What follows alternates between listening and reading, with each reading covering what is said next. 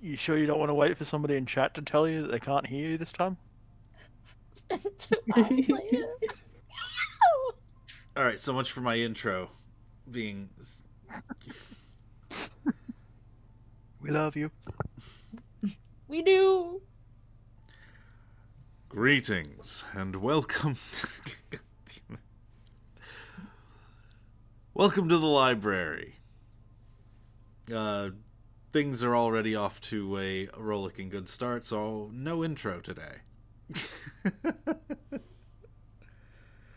I'm joined by Squish. Okay. Momo. Pian pian. And Eva. Hello. Connie and Crystal will be joining us when they can. Wild hasn't said anything yet, so I need to go poke him real quick. But don't do it too hard. It could hurt. Poking is very serious.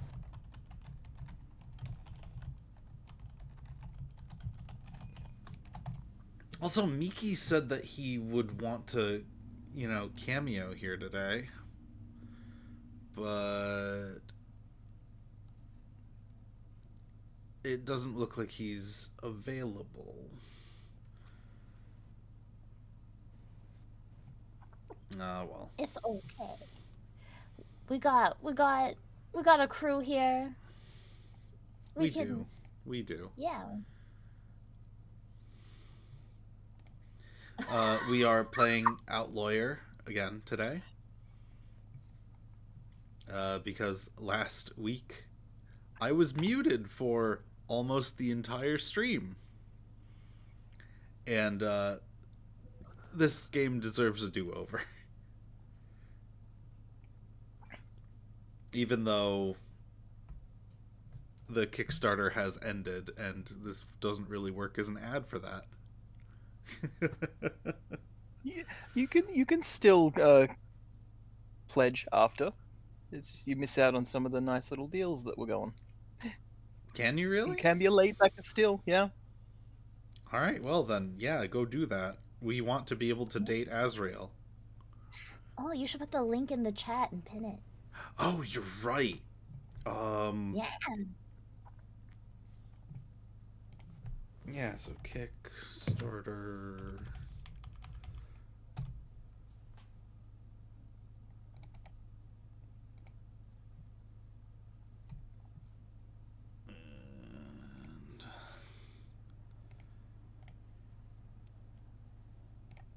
And how do I pin it? I've never done that before. So there just should be like a little once you've thingy. posted it and actually sent it to the chat, you should be able to click on a little pin in the top right of the comment, and it should allow you to pin the comment for as long as 20 minutes till end of stream, etc., etc. I'm just getting the reply at the top right. There should be a little pin sort of button on it. Yeah, it should be like right next to it. I don't see one. Oh, are you in your stream manager view or? No? We're learning. Why would I ever do that? Because that's where you do it. Because that's... So that's like your control panel as Yeah. Since you're the creator, you can do you can still see everything from your normal view plus more. So it's great. I believe mods can do it if they're in the mod view as well. Yeah. I'm in mod view right now and still don't see it. Really?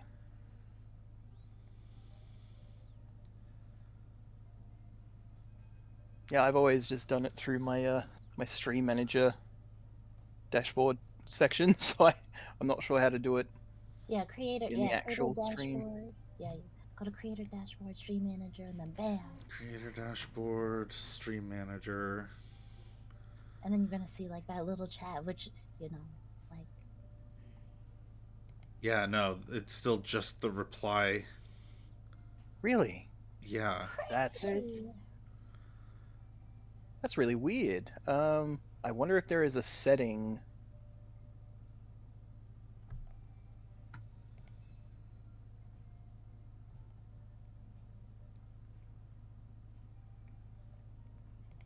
I did not want to start with technical difficulties.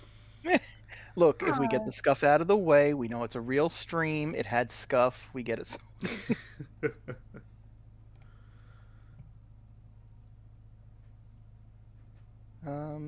In the settings of moderation, at the very bottom there is a pin message option that would allow your moderators to pin messages. If that's on, if you've got a moderator on, maybe they can pin it for you. Yeah, I don't think I have any moderators actually here today. Become as mods. Twitch, why you be like this sometimes, yo? Yo. It's okay. It's okay. You could just post that link later on. You know, you could just be like, oh, hey. Yeah, moderators you are know. already allowed to pin messages. That setting's on. That is weird. It should let you just pin it. It's your stream. Yeah. Yeah, no, I know. Twitch is just like, no. All right, Not let today. me try again since I'm already in the... yeah, no, I'm not even getting the reply option. Well, now we know. It's just How is the scuff getting worse? You didn't do anything. the technology degrading. It's okay. The question of the day. What's your favorite Scuff moment.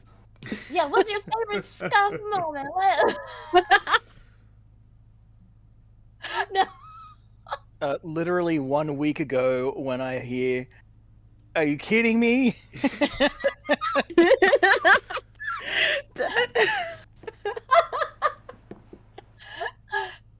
You know I wanted to say the same thing.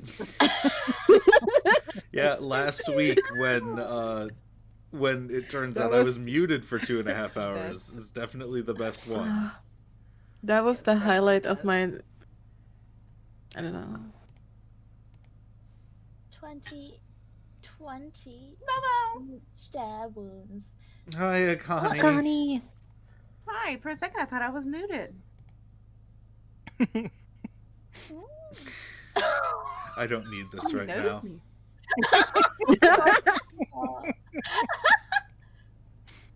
Akani, I'm going to promote you to mod. I'd like you to pin my last chat message.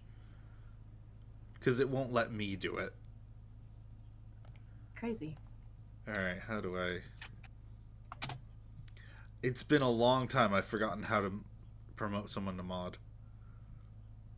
Wait. Wait I for do him know how do to. it, and I then do know Twitch how just to. says no. Oh yeah. If you do have any trouble, I can walk you through it. There as you go. well. Okay, no, you're good. Cool. I just remembered how to do it. A new proud of moderator has touched the beacon. Fun. Alright, Try Akani, are you able to pin the last message I put in chat?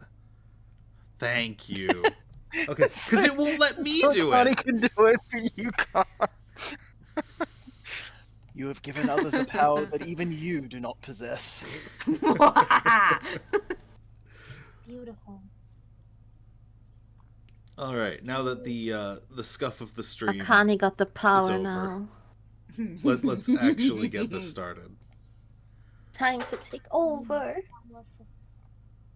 Let's do this. World domination. First it's now stream. Tomorrow's the world. Yes.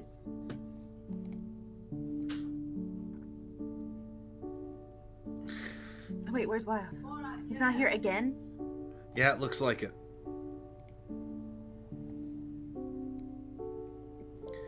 But you know what? We'll manage until he wakes up.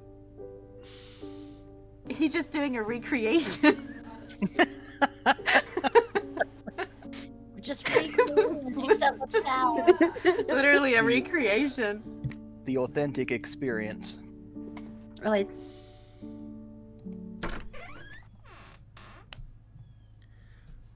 Wake up! Out of your beds. You're being transferred.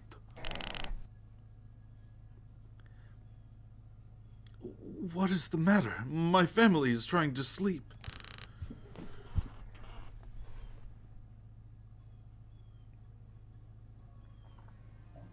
Do you want me to go? It's whoever. Yeah, go ahead. I don't. It was, I don't remember who had who. It was Crystal first. It was but, Crystal. I'm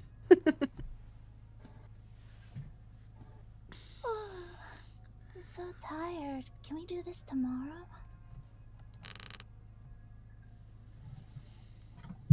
Don't bother asking. I doubt they'll answer you.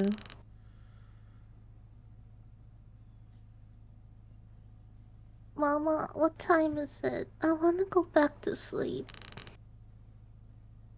Come, children. Let us just do what they say. Move. Yes, yes, we are following.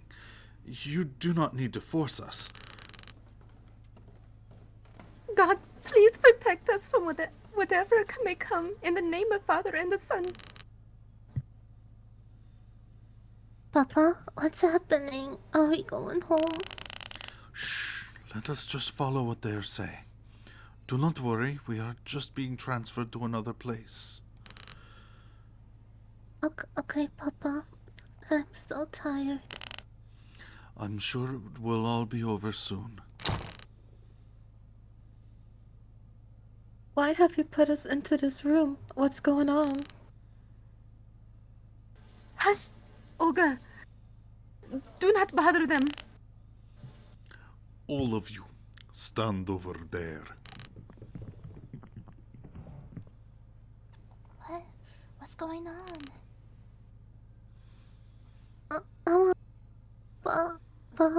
I'm scared. Thank you for your cooperation, but you have not been brought here to be transferred. Nikolai Alexandrovich, in view of the fact that your relatives are continuing their attack on Soviet Russia, the Ural Executive Committee has decided to execute you. Your sentence is to be carried out immediately. Wait, what? Please, can you repeat?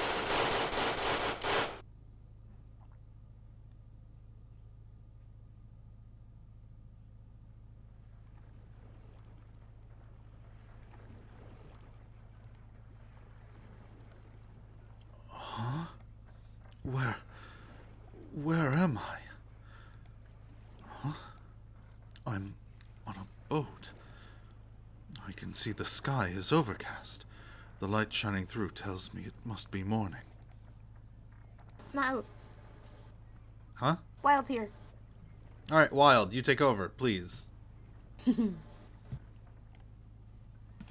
Yeah, sorry about that. I just need to grab my headphones real quick.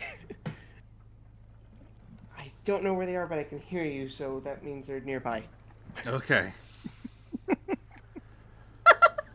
Good morning. Wild. Wakey, wakey. Yeah, we just had It's technical time for difficulties school. in finding out that I can't pin chat messages for some reason. So I had to promote Akani to mod so that she could do it. And Parrish, you do it easy peasy. I was like, I know, I was surprised. I've never done that before. I was like, what's ooh, going on, what? Twitch? Something you want to tell Naho?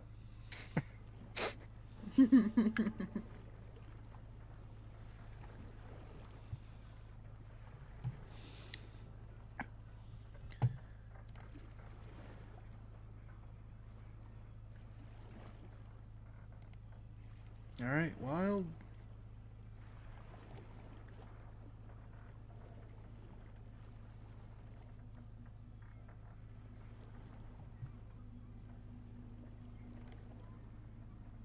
I think you should probably maybe save this line, give him like a couple minutes. Yeah, I'm just gonna keep reading until he Is What's great is that he's waking up and Wild just woke up, so it's like should be perfect.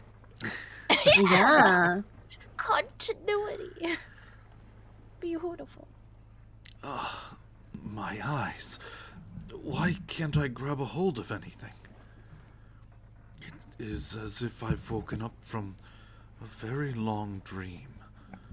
Okay, let's chill some video games. All right, there we go. All right, you take over from here. Okay, now he's fully awake, so he changes voices. What? Alright. Miki's not here to take over for Tsar Nicholas, so I'm leaving it up to you, Wild.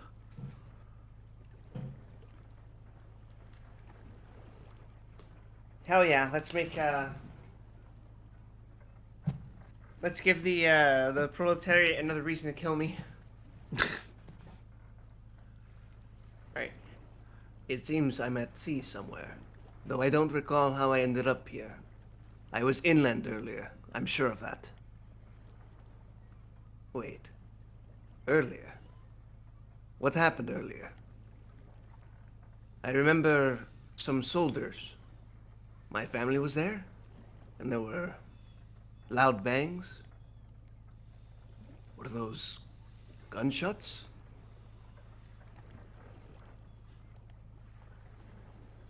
What is that? It's a massive tower. The biggest I've ever seen. Am I truly awake?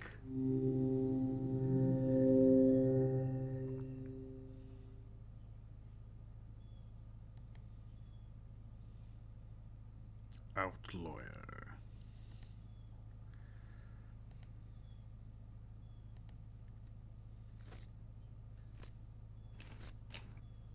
Hmm? Is someone there? G'day, mate. Had a nice nap?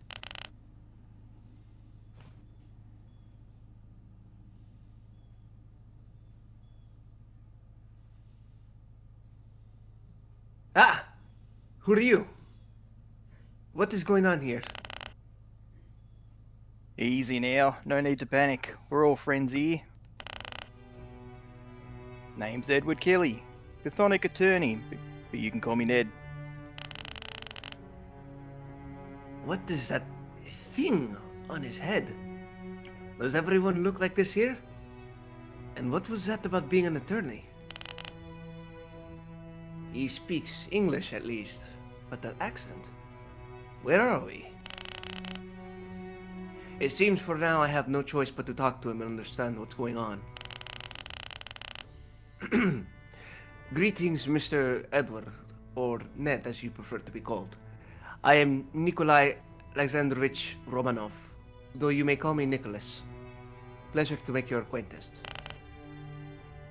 Nice to meet you, Mr. Nicholas. Let's get down to business then. How much do you remember about who you are? Because some folks, they can get temporary amnesia from the stress of what they went through. How much do I remember? Well, I'm leaving the choice up to Nicholas. I remember exactly who I am. No need for explanations. That makes things a bit easier. While that settles the issue of my past, now I must know the present issue. What is going on here? Where am I? I recall me and my family being brought into a room, and then something happened, and I woke up on a boat. I remember a marble-like white tower stretching up and out of view. That is where we are now, yes? You're an educated man. I'm sure you can figure it out on your lonesome. Care to take a guess?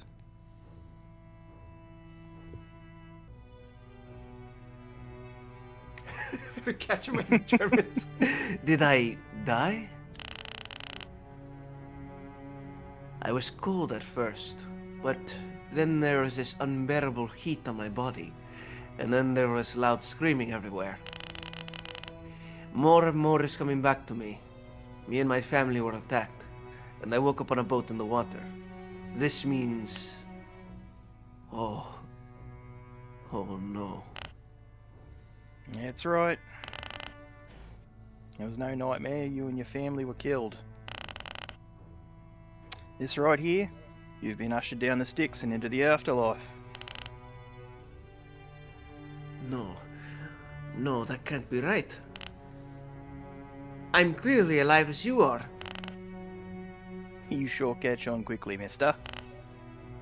We're both corpses. You can't be serious. I'm dead? I'm really dead? That was really it? I was killed? This can't be real. This is impossible. Take it all in, mate. I know it can be a lot, especially if you weren't expecting it. I'm dead. I'm really dead. I can't... That's... Then I've died, and this is what? Heaven? Oh, I wish. This is Purgatory, and your trial's about to start. Purgatory. I'm not terribly familiar. Guess they don't teach that where you're from. You want the long version or the short version?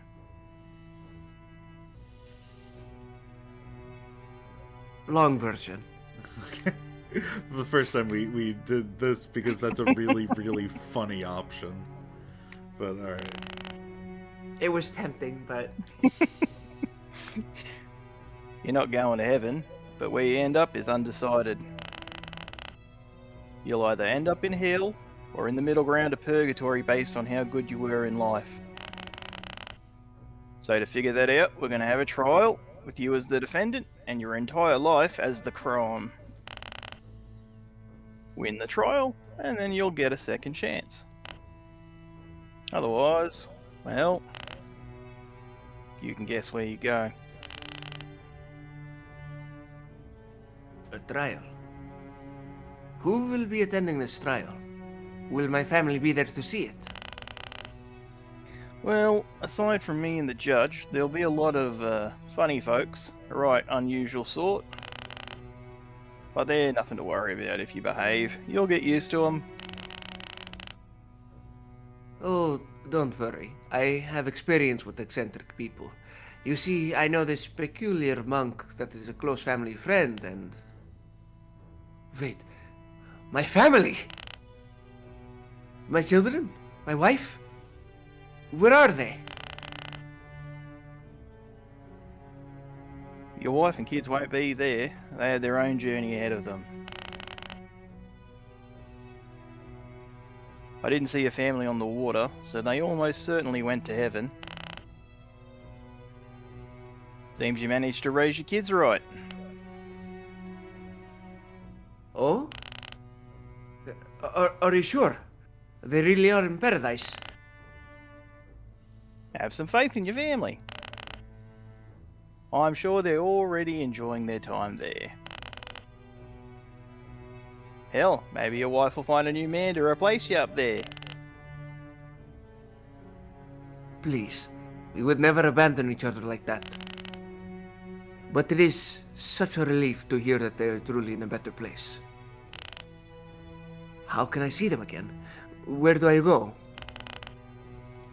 Easy there, mate. We have more pressing concerns right now.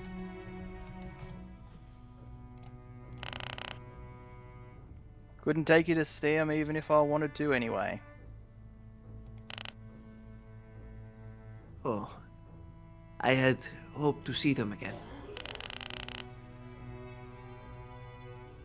And may I ask, what's your role in all this?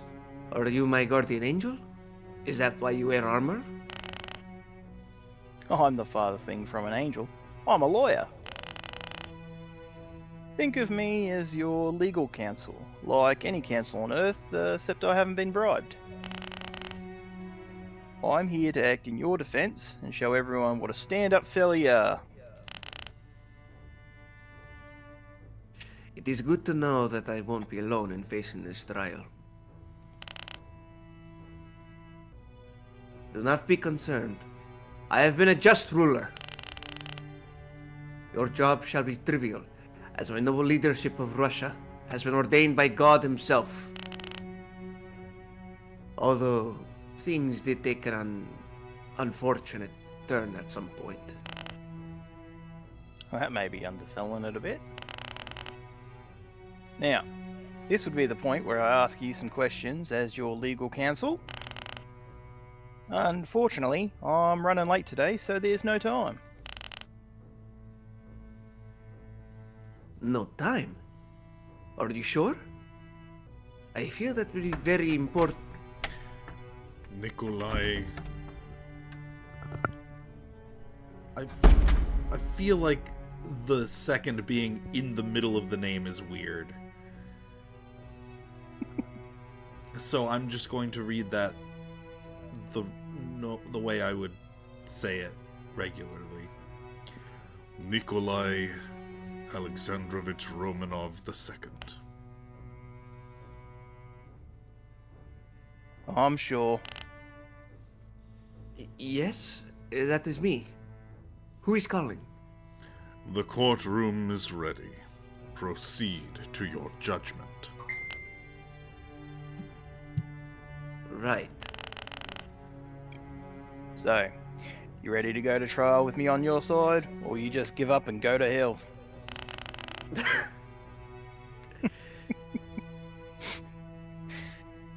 Don't fret, I read up a bit on your life on the way, so it ain't like I'm going in blind. Look alive! Hold on. What am I supposed to do during the trial? Is there something I could do to help? Don't worry, you'll spend most of it just sitting there looking pretty.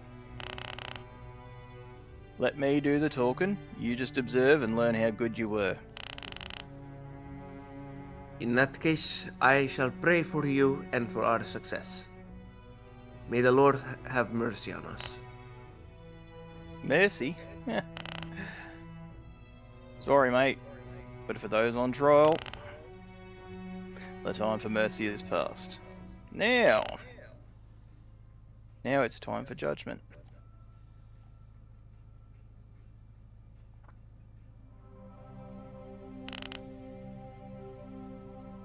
Ah! My eyes! It's so bright. What an otherworldly sight. The shapes, the lights. I can scantily believe it. I've never felt so small and insignificant. All I can do now is to leave my fate to this strange man I have just met. Godspeed, Ned Kelly.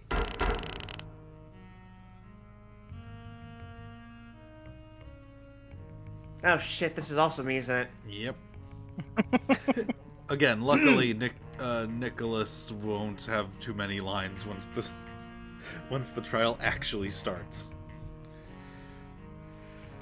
We are gathered here to judge Nikolai Alexandrovich Romanov II, to determine whether he shall remain or face perdition.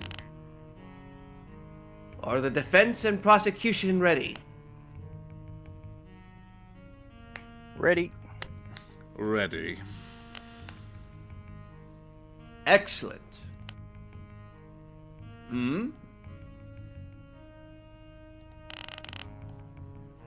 Defendant, are you ready to proceed? You seem to still be quite troubled. Oh, you must be the judge. I am, it's just... Forgive me, I am still adjusting to my situation. Your Honor, death came as a surprise to my client. He's still trying to adjust. Gunned down beside his loved ones. Of course he'd be a bit out of it. I am sorry for how tragic your passing was, defendant. Be not afraid. I assure you, it shall all be over soon. With yours truly present, you are certain to be sorted where you belong.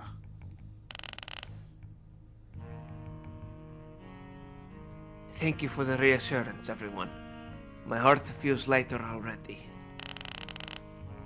I know I should not be afraid, as I have lived a righteous life, loyal to God, family, and country. Your family is dead. Your country is in ruins. And if I am here, clearly your God is not on your side. You have nothing to be proud of. I beg your pardon? Not exactly giving him a warm welcome, are you, Satan? Why the need for hospitality? He won't be here for long. Wait. Satan? Satan himself? I'm being prosecuted by the devil? Please do not imply I am the same as that literally damned insurgent. To properly introduce myself, before you stands Satan, August High Prosecutor of the Afterlife, bestowed with the title of the Accuser. All who stand before me shall face their sins and their consequences. I see. My deepest apologies, good sir. I did not mean to offend. I'm sure you are an honorable gentleman. Nice try. I don't think being nice is going to make him go easy on you.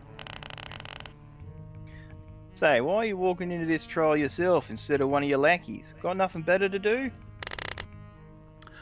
I am here for the same reason I attend any trial personally. The defendant is so heinous that I must make absolutely sure they are sent to damnation where they belong. Huh?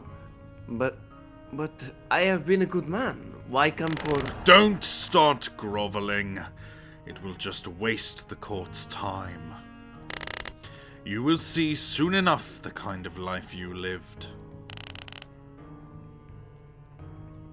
Defendant, if your life is as just as you say, then you have nothing to fear. We shall see if the High Prosecutor's presence is warranted. Yeah. So the High Prosecutor's here. The bastard of the Book of Job himself. Yeah. Nothing I can't handle. It is time for us to review the life of Nikolai Alexandrovich Romanov. Bring forth the trial's angel of death.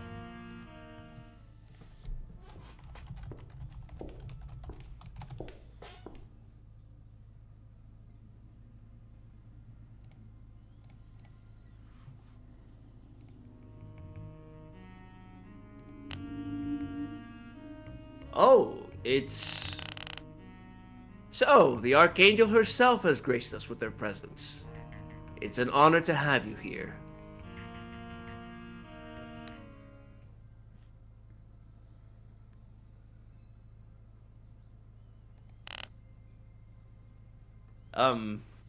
Angel of Death?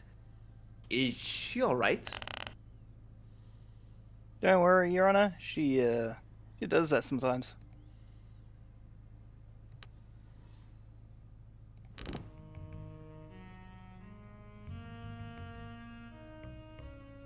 Archangel Azrael reporting for duty.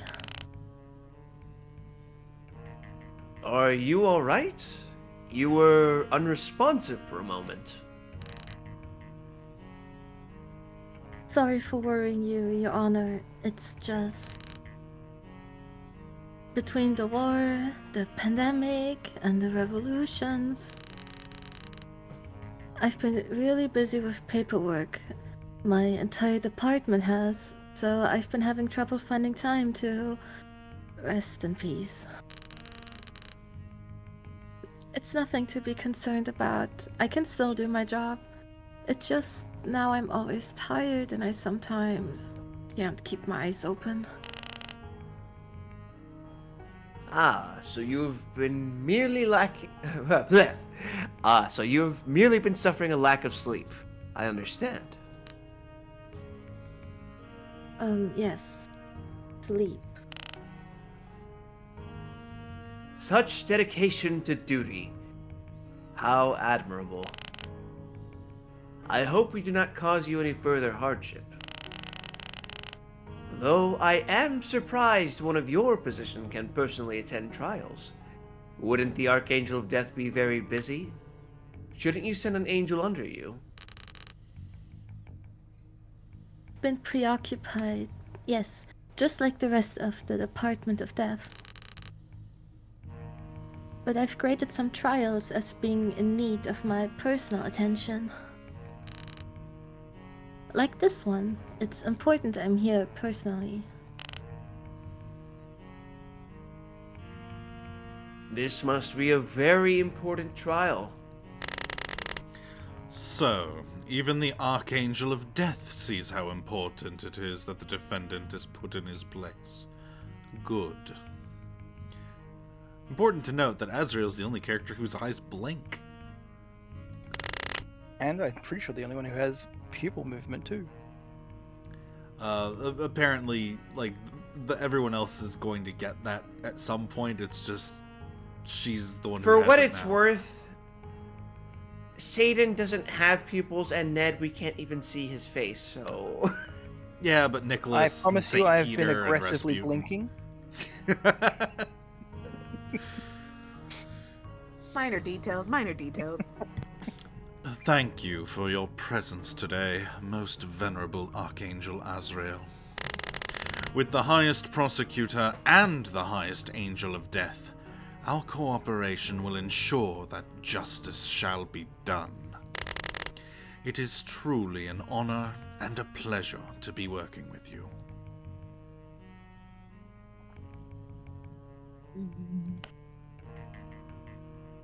Hey, Ezzy. Ned, nice to see you again. Then let us begin.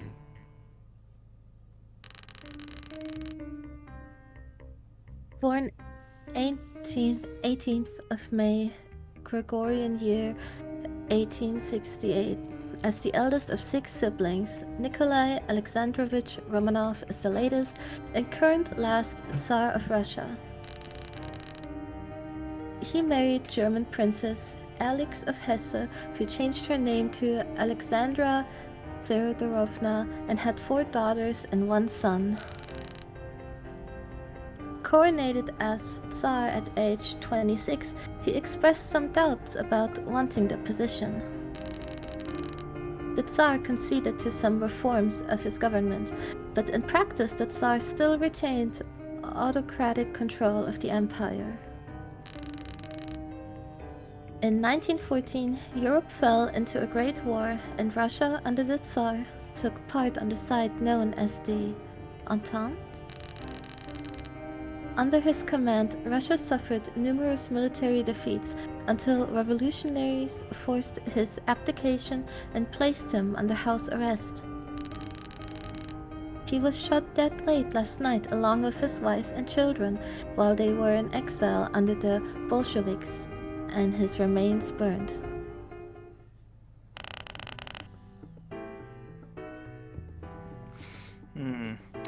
His life doesn't seem too bad so far. These will be useful. I should check them when I get the chance. As per protocol, this description is just a general overview. More details will be added as they become relevant. If you have any questions, feel free to ask.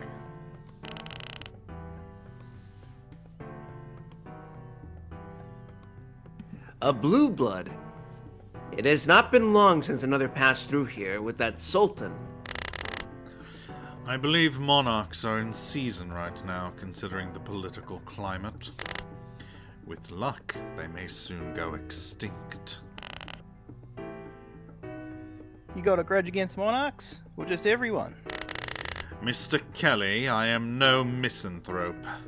I do not harbor malice for all people for their mere existence.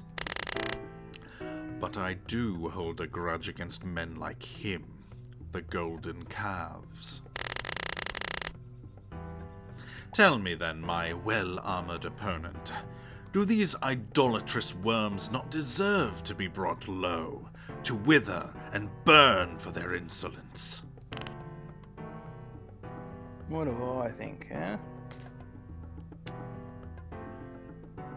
It's not that simple. You can't just generalize an entire group of people like that. I'm sure there are some who are good, benevolent rulers. That includes my client, of course. Ah, yes. How wrong of me to generalize such a marginalized and misunderstood group as tyrants like that. My apologies. Though, do start keeping count of where these scoundrels end up. Perhaps the numbers will be better at convincing you. If you actually studied them, you'd know my description of them so far is actually far too charitable. I don't think you've been terribly charitable. Let us focus on the Emperor in front of us for the moment, please. Very well, then. I have reviewed his book of deeds and taken account of all his sins, no matter their magnitude, from it. With this, I would like to bring forth my first accusation. Honorable Court, you will now hear my case for his most blatant transgression, apparent from even the most cursory glance. He is guilty of the sin of pride of the highest caliber. Where many nations of Earth have stripped back their monarch's authorities in recent times, the Russian Empire, Mr. Romanov, has fought to maintain absolute, unchecked power. In fact, it was barely 13 years ago that the people revolted to wrest the balance of power from him.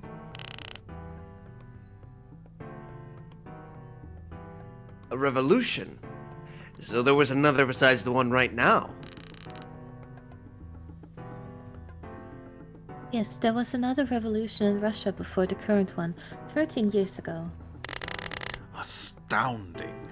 2 revolutions in barely a decade. Surely there's nothing to scrutinize there. Oh, Nick. But what caused this first revolution? Was there an unpopular law getting passed of some sort?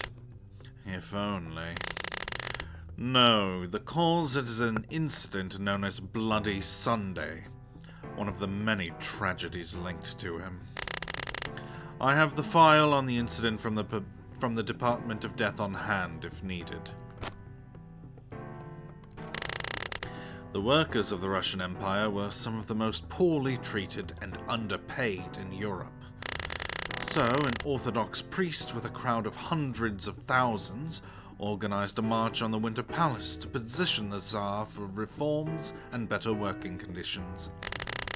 These were loyal citizens of the Tsar, and they carried icons of his face on this very march, and were looking for him to save them. As they made their way to the palace on that fateful day to ask for help from their prospective savior, the soldiers opened fire. His men shot innocent protesters. That's horrible. How could he do such a thing to his own people? I remember that day. A lot of paperwork and distraught Russian immigrants. This ain't looking good. Better interject before things get any worse. Maybe I should take a closer look at that file that was just submitted.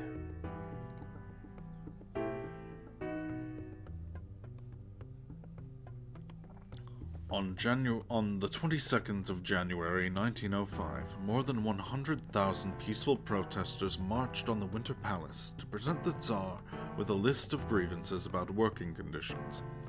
When the Tsar did not appear, tensions escalated between the protesters and the soldiers.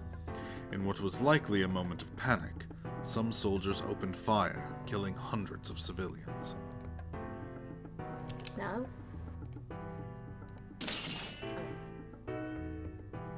Oh, Was objection! that I the only one that had it broke out? No, no, I also Yeah, had he it. kind of. Oh, Yeah, If so internet it it out. missed like the whole paragraph. oh, geez. I missed the last second or two of the last line, so it's fine. But mine wasn't like the whole thing. It was just like a little bit of the end. That's Oh. fine. Oh, okay.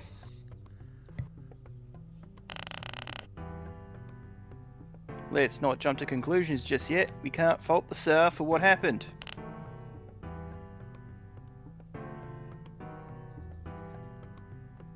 And why would that be, defense? Simple. The Tsar didn't order the shooting. The Tsar didn't order the shooting. He wasn't even in that Winter Palace, so you can't say he was at fault here. The soldiers opened fire on their own, probably because they felt threatened by the protesters. That is indeed true. And did I not ever claim that the Tsar purposefully ordered the massacre of these protesters? I am merely giving some much-needed context for what comes next. And do keep in mind when considering the Tsar's actions after this horrific tragedy. After the massacre, civil unrest and strikes ran rampant. The people's love for the Tsar had turned to disdain as the world fittingly dubbed him Bloody Nicholas. To end the unrest, the Tsar signed the October Manifesto meant to rein him in. Even after all that had transpired, he was so reluctant to sign it that it quite literally took his cousin threatening to shoot himself for him to agree to it. Would you care to take a guess what that piece of paper accomplished after the end of the revolution? Please, take your best guess.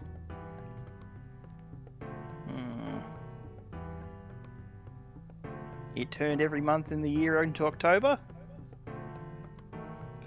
God damn it. Hilarious. But with how his subjects were living, they may as well have been frozen in time. Because it did nothing! So the manifesto was meaningless? The Imperial Duma, as the new legislative body, was given the right to limit the Tsar's executive authority, a right he dutifully ignored. In practice, the Duma, alongside all other promises, were ignored, and he maintained total rule over Russia. His people marched in the street, carrying his icons and singing hymns in his name, begging him for salvation, only to be massacred, their dying wishes ignored by the very Tsar they worshipped. The pride it must take to cleave to power after the anger and grief he caused is almost comical. That is the defendant's true nature. That is who he truly is. Thus concludes my first accusation.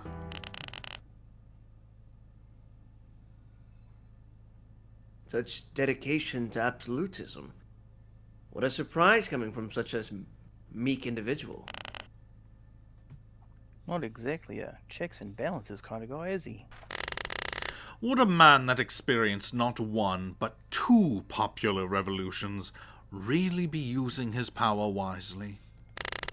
He clung to power, even as his people begged him for relief. It does seem very self-interested and dishonest. There is no question of his intentions after all the tragedy and anger precipitated by his own plans. Why, thank you, Your Honor. I believe further deliberations aren't necessary. It's time to send him rightfully where he belongs.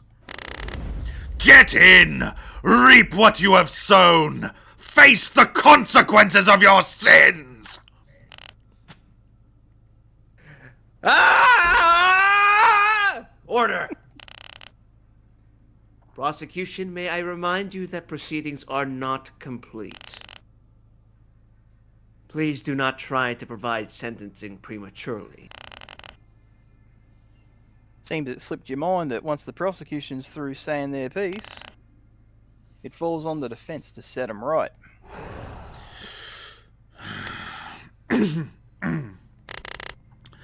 Do forgive me. It seems I got ahead of myself. It seems I have forgotten the defence's role in this trial. Very well. It is of no issue. His fate is sealed anyway. Defense. The prosecution has laid out their accusation that the defendant is guilty of the sin of pride in the highest magnitude and has harmed millions of innocents in the process. If you believe there are any mitigating or exonerating factors of the sin, please make your argument. Of course, Your Honour. Pretty damning accusation in the most literal sense. I'll have to find the moment in his life that may disprove that all he's interested in is power. If I run into a rut, I may need to ask for more details. Oh jeez, everyone, I wonder what the little bullets do. Maybe it's the second page. Recreating that too. What does it do? I do like the bullet system. Your Honour, what Prosecutor Satan is insinuating about the defendant is very unlikely. And why would that be? Recall the coronation. There's something interesting our helpful angel of death mentioned. He was reluctant to become Sir and had even said he knew nothing of the business of ruling.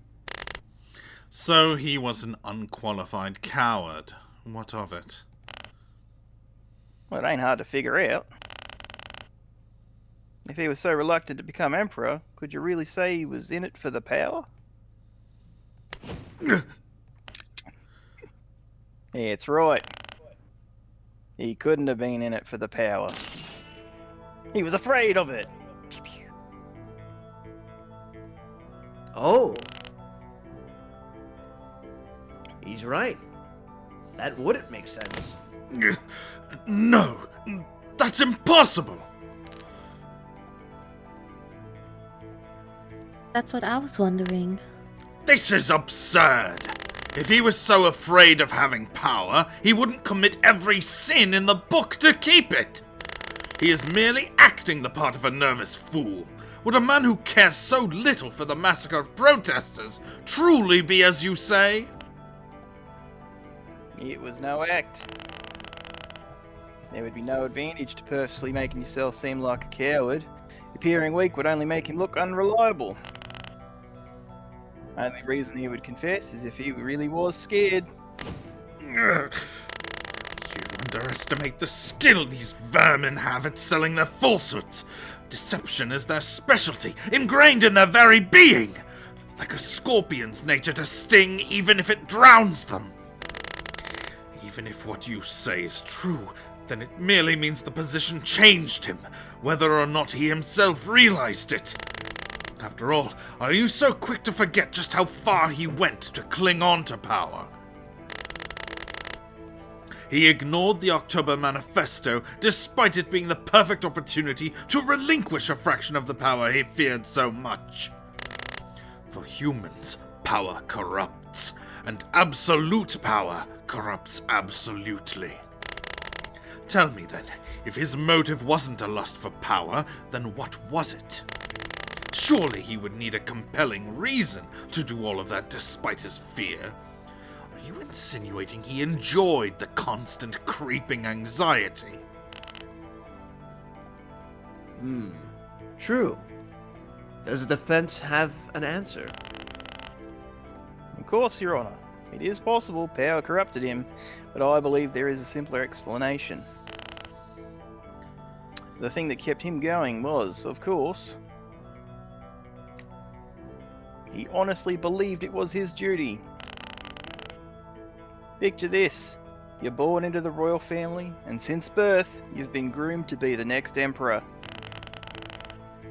Everyone teaches you your family is divinely ordained to rule the Russian people, and you're next. And that's the best way. You can call it naive, but he really believed that he had to be the emperor for his people. That's what he was taught all his life. He bought his own propaganda? Not how I'd word it, but yes. The people believed in their emperor, and he ruled for their sake. He wasn't after unchecked power, but fulfilling his sense of duty. And so what? Many a despot has felt they had the best intentions. Does that make their actions selfless, even in ignorance of their inadequacy? I don't know about any other evil overlords that strike your fancy. But for a guy who's deathly terrified of the job, he was carrying a cross that he really believed would bring nothing but the best to his people, however foolish it may have been. That's as selfless as you can get. Why, you dare to compare carrying a cross to this tyrant's actions? Such blasphemous, insolent, unacceptable...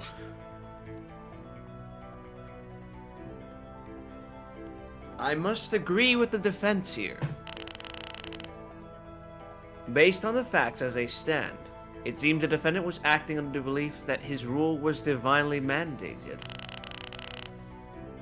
Which is quite remarkable considering how many leaders have used that as an excuse without themselves believing it. Looks like we can put this accusation to rest.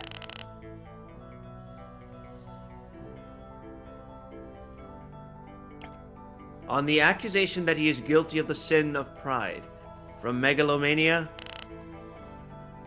the defendant is not guilty. Instead,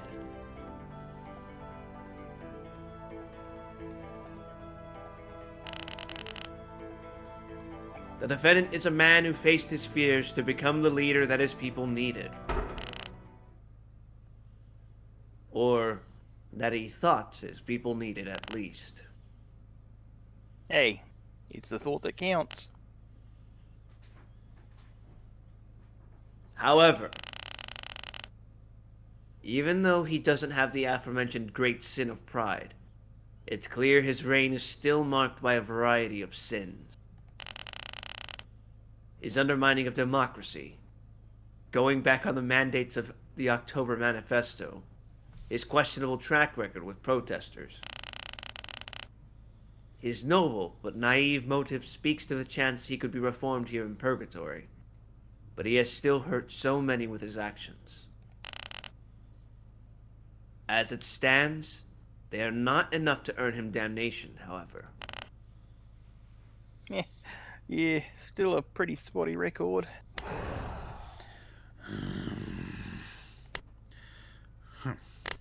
Very well. I shall concede this point.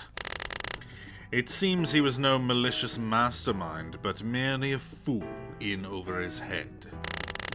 I must concede that his near-infinite ignorance has granted him mercy, this once. Don't insult my client like that. My client did his best with what he was given. He had big shoes to fill. It's understandable some mistakes happened.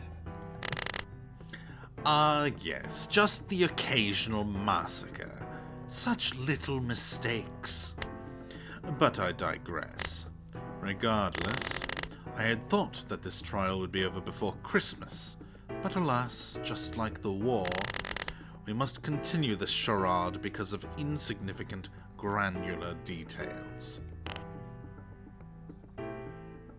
Sorry, but I can do this all day. You must be wondering what he actually did with all his power, no? That cross he so nobly carried. Well, now it's time to learn about his wise decisions. Your Honor, I would like to bring forth my second accusation. Hi, Crystal. Hello! Hey.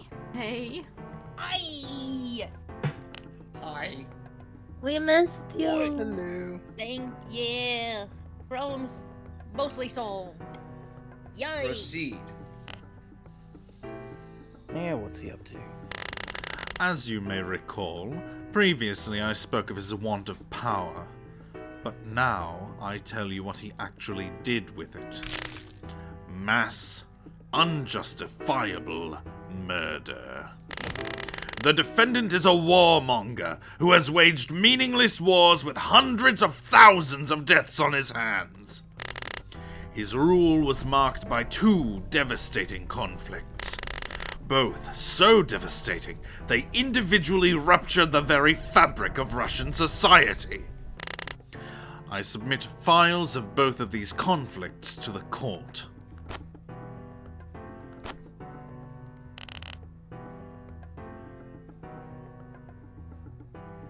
A warmonger? A man as unintimidating as the defendant? Could we perhaps get more details on these conflicts? Of course. There were 2 conflicts which he took part in. Of course, we all know of the current ongoing conflict enveloping Europe and the world, and the cause of many a mass migration here recently. But before that, he also fought a war against the island nation of Japan in the Far East. Japan? What could they be possibly fighting about?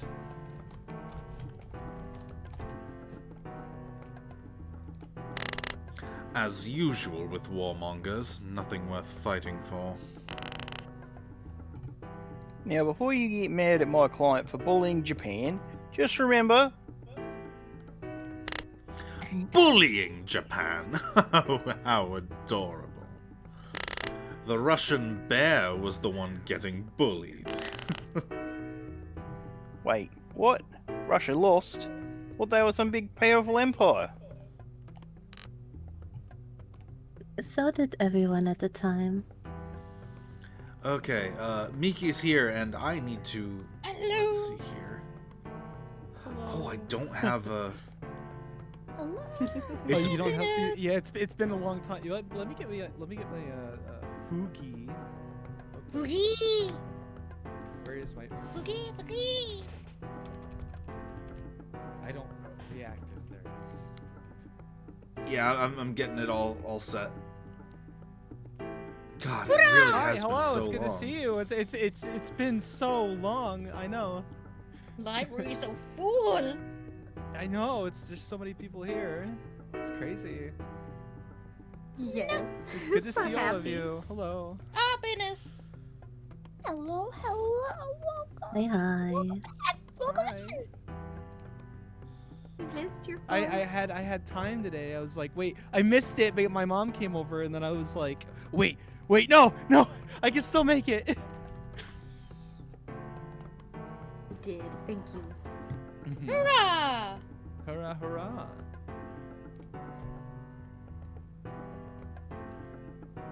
I would hate to. Oh wow, I'm so big. Big. That's what she said. Male.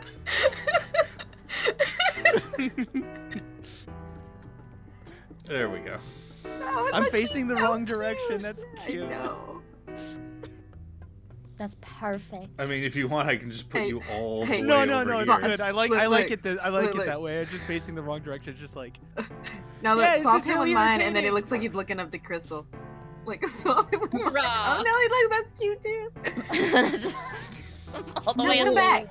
Put it back. All the way in the back. That's so mean. Get in the back of class. Oh my gosh, it's so cute. You got here kind of late to actually voice Nicholas, but if he has more I know. lines... Yeah, I know that. Yeah, absolutely. Yeah, that was the thing. I Rah, rah. didn't mean to join in so late. It's just I was all in the good. middle of a raid, and then my mom came over, and then it was like, oh, it's 2:00. Crap. Shit. I was like, I kept like messaging everybody, like, is it too late for me to come in? Is it too late? I'm sorry. The I answer is know never. we're The all answer is bad, always so- no. It's not too late. No. Never. Say never. Again. All right. let's continue. I didn't mean to railroad everything. Nah, it's fine. We love having you here. Thank you. The feeling is mutual. I assure you. All right, Momo. Yeah, Yeah. Might as well read this again. so did everyone at the time. The Russo-Japanese War was a catastrophic defeat for the Russians. In fact, it was the first time in centuries that the global European power was not only beaten, but utterly routed? Is it routed? Routed. Routed. But utterly routed by an Asian force. The complete victory of Japan was a huge surprise to international observers. It solidified them as a great power while Russia was reeling with the loss of prestige and influence. So, personally, I was more concerned about processing 160,000 reports for the victims. Astounding. Your client has a long, sordid career of historic failures and embarrassments. And we are still only in 1905. Wait, 1905? Could it be related to that first revolution? Keen observation. The people's discontent with that embarrassing defeat was a major impetus for the revolution. So not only does he love starting wars, he's evidently terrible at handling the aftermath. Being a bad commander ain't a sin. If all this is true, then he is quite a despicable man. But of course, Your Honor. I'd say it's about time we send him on his way. May we hear the verdict? Prosecution, I understand you are very eager for justice. But please remember court proceedings. I understand the rush. You're scared that if you don't get him as soon as you can, you'll be free. Ain't that it? I do not fear defeat. From atop his mountain of victims, my judgment cannot be evaded.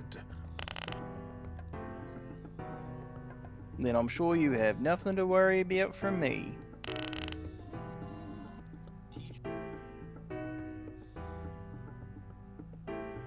It seems we need to make some additions to the recounting of his life. Please amend the account of his life to have more details about the wars. Already prepared, Your Honor. Defense, prepare to make your argument. Born 18th of May, Gregorian year 1868, as the eldest of 6 siblings, Nikolai Alexandrovich Romanov was the latest and currently last Tsar of Russia. He married German Princess Alex of Hesse, who changed her name to Alexandra Feodorovna, and had 4 daughters and 1 son. Coronated at age 26, he did not actually want the position. However, he persevered as he thought it was the best for his people. In 1904, Russia and Japan went to war in Manchuria. The Tsar himself was caught off guard as he was not expecting the war. They clashed throughout the region and the Sea of Japan, with the opening battle being at Port Arthur, now called Ryojun under the Japanese. The disastrous events of the war led to the First Russian Revolution and subsequent attempts at reform. In 1914, Europe fell into the Great War and the Tsar joined Russia with France and the United Kingdom as part of the Triple Entente. As Russia faced defeats, the Tsar took control as commander-in-chief in 1915, leaving domestic affairs to the Tsaritsa. He was based in Russian Poland and would not return from the front until 1917. Despite this, Russia continued to suffer military defeats. The catastrophic situation led to mass unrest in the country. Finally, the Tsar was forced to abdicate and a new provisional government took charge. Him and his family were put under house arrest. He was shot dead late last night along with his wife and children while they were in exile under the Bolsheviks, and his remains burned.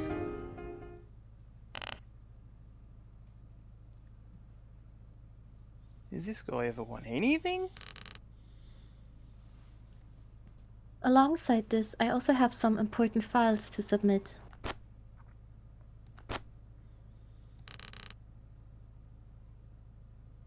If you have any questions, be not afraid to ask.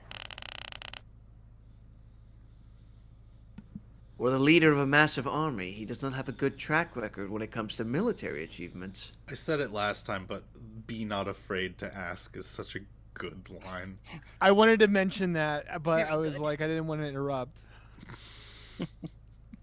Be not afraid to ask. All bark, no bite. He tries to show an air of dominance, only to become the global laughingstock. Unfortunately for the defense, I doubt his naivete can be used as an excuse this time.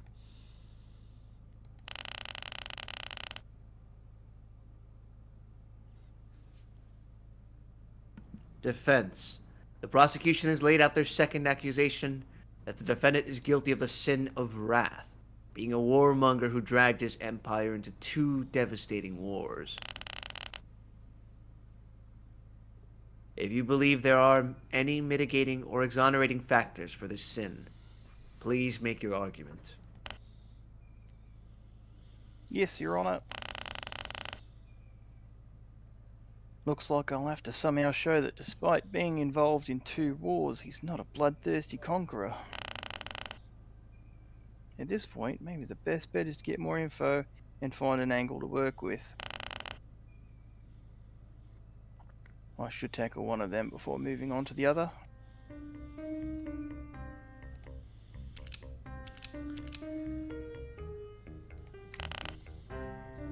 Wait, why exactly was he surprised about the war? Wouldn't the highest commanding officer know about a war they were preparing for? Because Russia wasn't preparing for war in the first place. The war started with a surprise attack on the ships of Port Arthur without a declaration of war. Well, technically there was a declaration, but it purposefully arrived 3 hours after the attack already began. Very honourable. Victory wipes away dishonor. Let me guess, my client didn't think anyone would attack without saying so first. Not polite to tear each other apart without agreeing on it, I suppose. Precisely. Does that count as a finger gun or no? I mean, she did an actual finger gun earlier. She did one earlier. Yeah, it doesn't count It's because she has a distinct- sprite for It's it. gun shaped. It's gun shaped.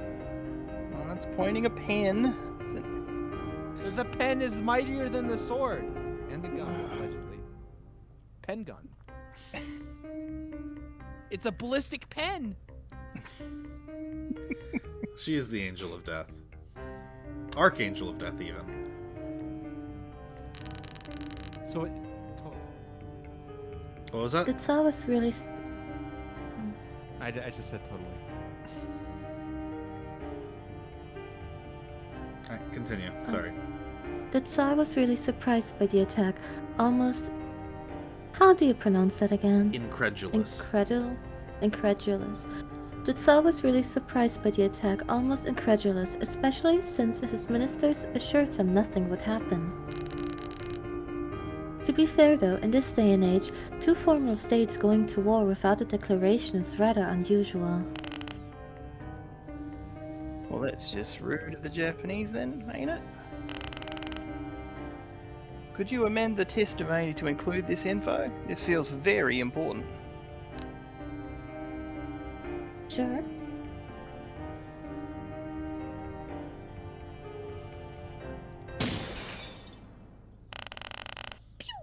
People of the court, I'm afraid we have a grave misunderstanding about the defendant's motives.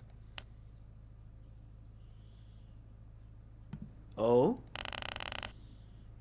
Prosecution? Just to clarify, what exactly do you mean by warmonger? What makes him one? Simple. A warmonger is one who indulges in war without remorse or proper justification. They view conquest as a glorious achievement, and not the senseless atrocity that it is. Interesting. By that definition, my client is a peacemonger. What? What? A what monger?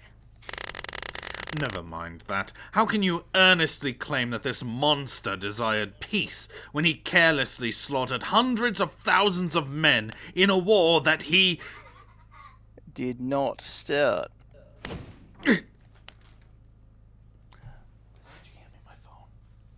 Hmm? What led up to this war? Russian ships were attacked unannounced by the Empire of Japan. They only received a declaration of war 3 hours after their attack on Port Arthur. This is no case of warmongering. Neither was my client bullying a helpless, smaller nation. This was justified self-defense.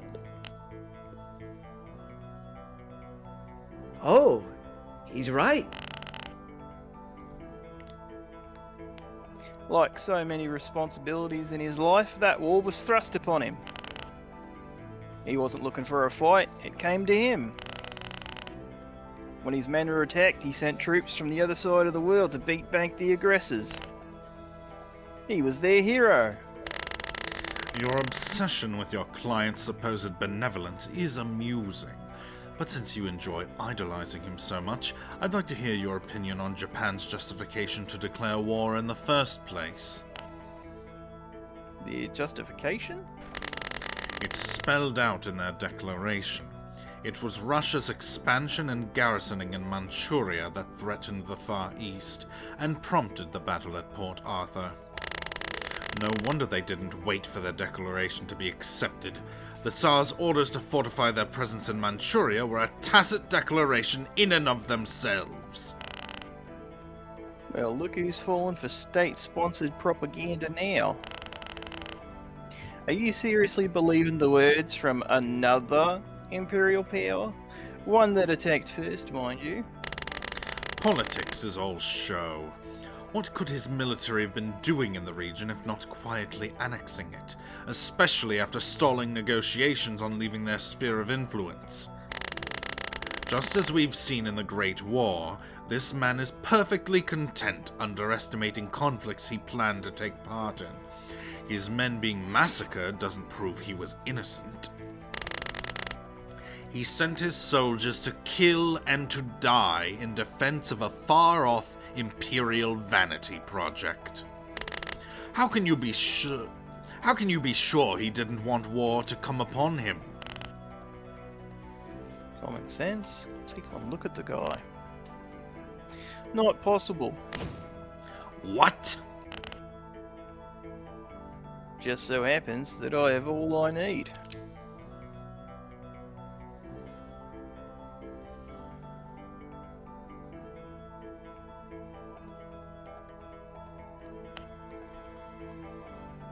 Right here. These papers, correspondence from the Tsar and the Kaiser of Germany. What does Germany possibly have to do with all this? Germany isn't Japan, evidently, but these letters are about Japan. If you wade through the Kaiser's ramblings about containing the Yellow Menace, the Tsar honestly tried to avoid war. His advisors told him not to go to war, and he himself believed the Japanese would never attack the great power of Russia. In fact, my client was insulted by being called an innocent angel by the Kaiser because he kept wanting peace. Such a horrific insult. His private conversations show that he really tried to maintain peace. I can't believe this. I'm coming for that Kaiser when his day arrives.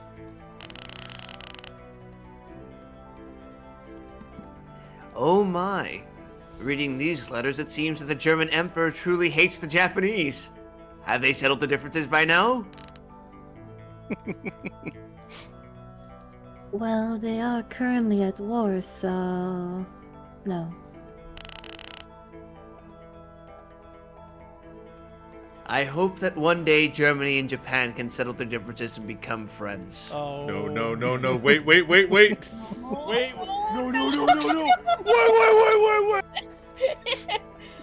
Oh, that is not. Oh no. Not like this.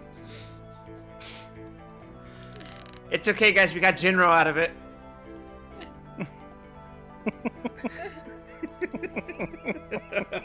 We got an easy hell candidate, I guess. Missed opportunity for Azrael finger Oh no, guns. not this one. I remember this. Everybody in the class looks at Momo. Read the line, Momo. I don't really see an axis for them to find common ground on. Yay! Though the Tsar seemingly had not planned for war, it was his decision to reinforce his unlawful expansionism. Oh, jeez. It's not just me. Though the Tsar seemingly had not planned for war, it was his decision to reinforce his unlawful expansionism in Asia that sparked it regardless. Perhaps, but let the historians debate that. The accusation levied to my client is warmongering, not mismanagement. I doubt wanting a port that wasn't frozen over half the year was just an excuse for war. My client tried his best to stay away from a fight, and clearly he did not have the forethought to bait Japan into war for his own benefit. Unless you have something to prove otherwise?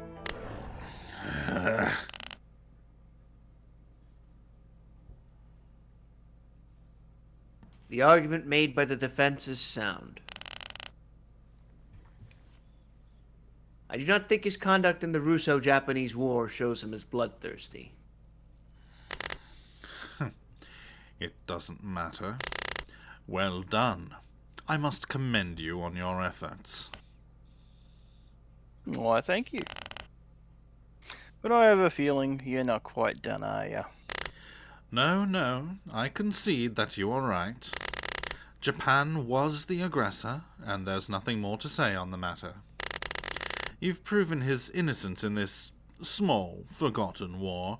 A footnote in his portfolio, really.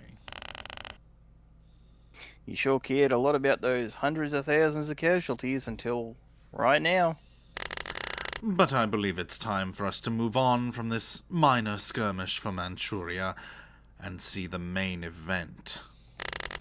We still have yet to talk about the current war with the Central Powers, who many have dubbed the Great War, where millions are sent to their deaths. What does it matter that he fought rightfully in self-defense in a minor conflict when you neglected to even bring up the Great War? I was gonna get to that. And no, this time there is no case for justified self-defense. Russia entered the war by attacking neighboring countries first. Russia was the first to launch an offensive into East Prussia, and then into Galicia. You cannot argue defense when you're the one with the opening salvo. Russia attacked first? That true? Yes, Russia was the first to immobilize and attack its neighbors, with the Russian First and Second Army being sent into Germany with the goal of eventually taking Berlin. Did they succeed? Is Berlin currently Russian? Tannenberg was a long week for us in the Department of Death. Like a bull charging headfirst into a wall. Overconfidence is a slow and insidious killer. Shoutouts to Darkest Dungeon. Nee! I said it last time, but Yeah, it's the line. Nee! Isn't that the bandit? No, never mind. Not bandit. It's just the narrator. Looks like it's back to cross-examining his life. There must be something about the Great War I missed.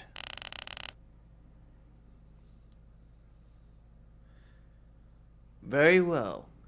Now that the matter of the war with Japan is settled, let us continue the examination. I'm ready.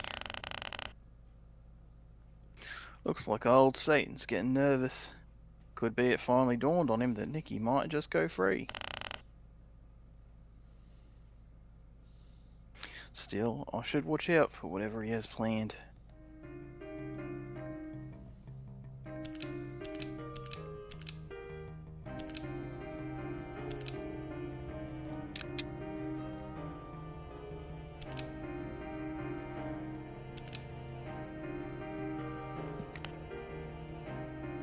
Hold on a second. This big war with the Entente. How and why did that start? Objection, relevance. Why so interested in politics all of a sudden? If we were to discuss why everyone is at war with each other, we'd be here all day. True, I haven't been keeping up with the war, but even I can tell that this is very complex. Is learning about this war important to this trial?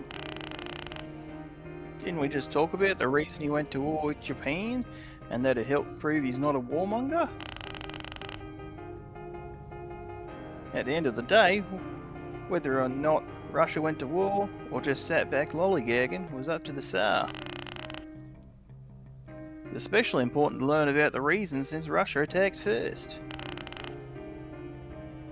Matter of fact, I'd say it's suspicious to object to something like that.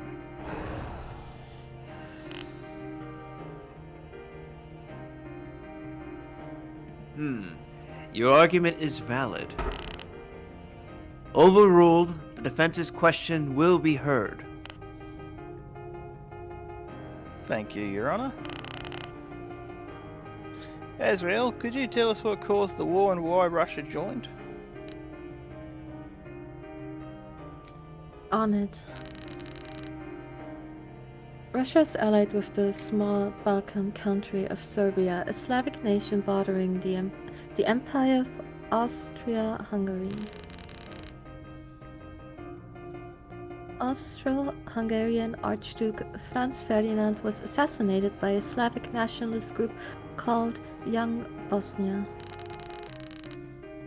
which was associated with a larger group known as the Black Hand, which wanted to unify the South Slavic people in one nation. The Empire suspected the group had connections to Serbia, causing outrage in the imperial government. The Black Hand? Such a sinister name. But why did they kill him? If we were to discuss all the intricacies of Balkan politics, we would be here for the rest of eternity. It's a long story for another time. What you should know is the ensuing crisis is what led Austria-Hungary to declaring war on Serbia. Russia, despite having no formal treaty, then declaring war on Austria-Hungary and launched an invasion into both countries to support Serbia.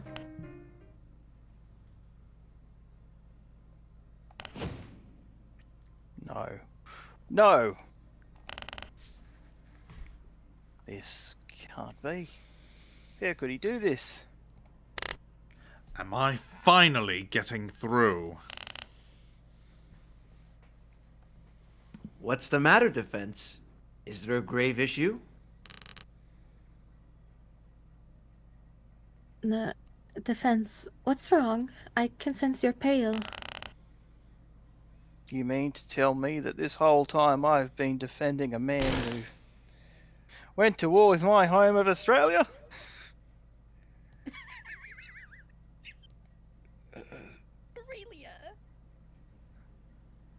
He's dumb, but he's got spirit. Ned, I love the expressions. They speak volume. Australia and Austria are completely different places.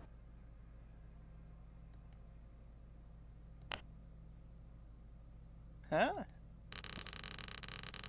Austria is an Alpine European country that's one half of the Austro-Hungarian Empire, while Australia is a British Commonwealth country in the Southern Pacific. So yes, pretty sure they are different. Also, Russia and Australia are on the same side, so don't worry about them fighting. Ah. I was wondering when we conquered Hungary. And here I thought you were starting to feel basic empathy for the victims. Well, thanks for clearing that up. Anytime. So, Russia joined the war because of Serbia. Seems like a lot of trouble for a small ally. Why, it's almost as if it was merely an excuse. Things went to hell after that. Literally for a lot of them. This is important information. Could this be added to the testimony? Sure, which part specifically? Are we doing it again? Please, please. Oh, we're doing it again. That Australia and Austria are different countries. Need to make sure I don't mix them up.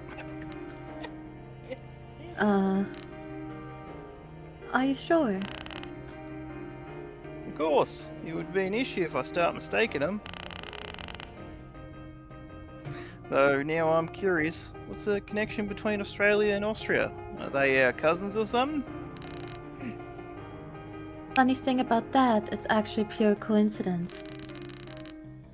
Austria has its roots in the old German word for Eastern Realm, while Australia comes from the Latin word for Southern.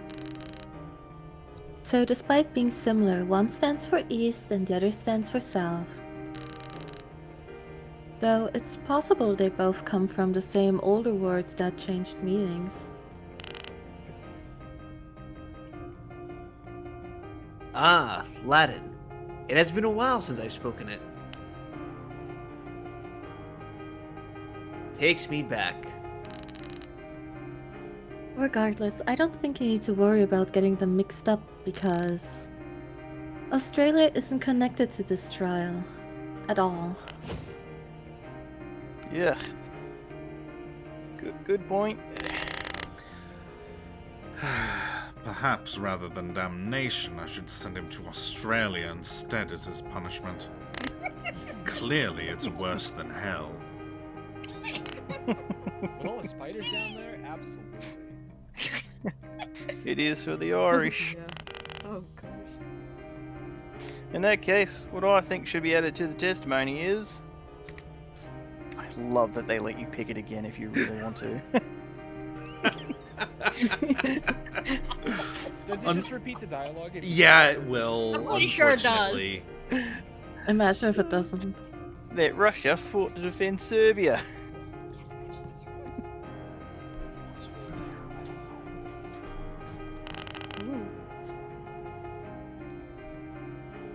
That Russia fought to defend Serbia, who was being attacked. Consider it done.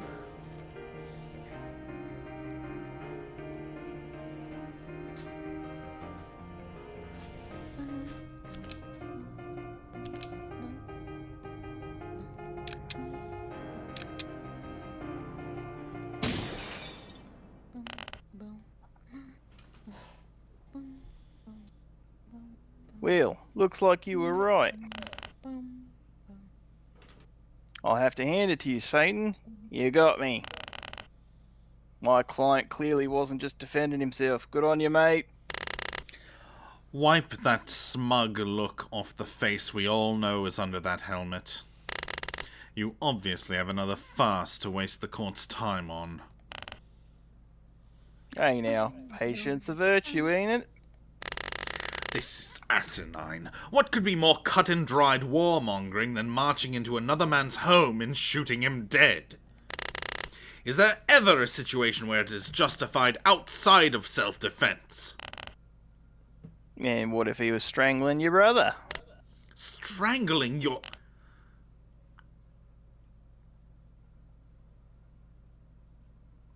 Sorry. Defense, where is this going? I don't know about you, but if my brother were in trouble, I would do everything I can to save him. Recall that Austria-Hungary was laying out Serbia for the death of their Archduke when Russia attacked. I'm not Serbia's attorney, so I don't know the details of the case, but nonetheless, they were facing total destruction. Well, considering that Jim is planning on having one of the trials be for Gavrilo Princip, he's not Serbia's attorney yet. Yet. But we'll cross that bridge when we get there. We'll cross bridges when we get to bridges. It's very good. It's great. Yes, and High school all over again. yes, everyone, seriously though, support this game. It's great. Yeah. The Kickstarter ended, but apparently you can still put some money towards it. I will. Of course. Absolutely. Do it. It was the Kickstarter ended up being really, really close to the stretch goal that would let us date Azrael. Ooh. No! Good news though, if the game is successful enough, we're getting that stuff anyway. Hooray! Yippee! I can't wait. Whee! Serbia was lucky to have reliable allies, and that hero in shining armor came to their rescue as hoped. So, tell me, what could be more cut and dried heroism than making a stand for your ally? Oh, I see what you mean. He's right. What? Heroism? Is there no end to this madness? His mate Serbia was being attacked, and instead of sitting by, he went out of his way to help. Of course it's heroic to save a little guy from the big bullies. This means nothing. This proves nothing. Lies and excuses. The peak of absurdity. This relationship with Serbia is nothing but a power play, a cause for war in Europe to expand his influence. The Tsar helped Serbia to maintain Russian prestige. Maybe you're right. Part of it is just some big power play. Maybe you're right about wanting to maintain Russian prestige. Maybe he had more than one reason to fight. But that doesn't change the fact that the trigger for him joining the war is still to defend Serbia. The ideas of why he went to war is still just unproven speculation. Face it. He's no warmonger. He's always got a good reason. No, you can't just... Ah!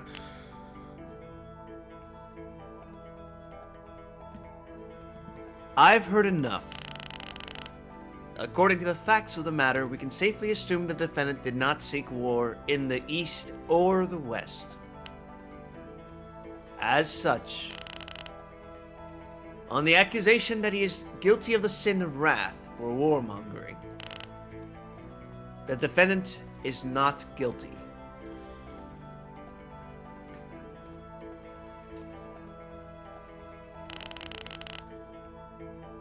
Is this The defendant is a man who fought wars when he felt he must and otherwise tried to avoid conflict. He is holding a holy hand grenade. Remember, pull it 3 seconds and throw. 1, 2, 5.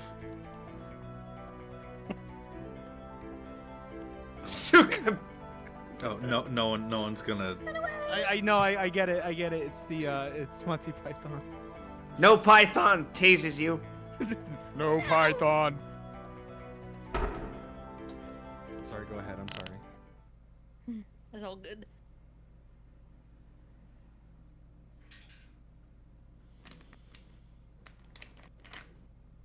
Sorry, I was taking a drink.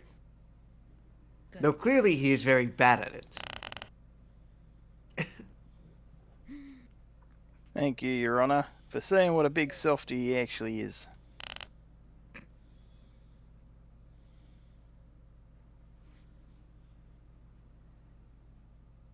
Do not misinterpret the point of this trial. I can only agree with the prosecution that this was the consequence of the Tsar's imperial ambition.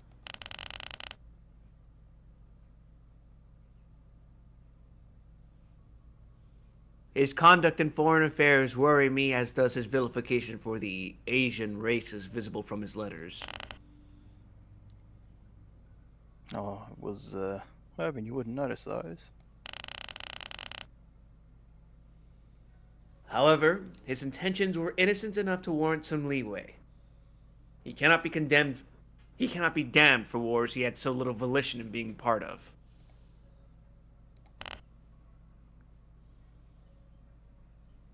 Mighty kind of you, Your Honor. So, my fiery friend, ready to fold? Have any objections to my peacemonger?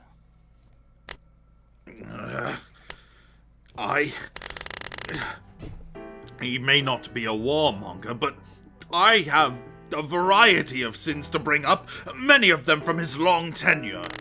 Unjust orders, foolish behavior, impolite comments, trying to Russify Finland. Go ahead, bring them on. No, since I presume none of them are as bad as the things you just accused him of, I don't mind airing his dirty laundry, as long as he doesn't go to hell. Indeed, it's important for us to see all his wrongdoings. Though as it stands, it's unlikely he'll go to hell for them.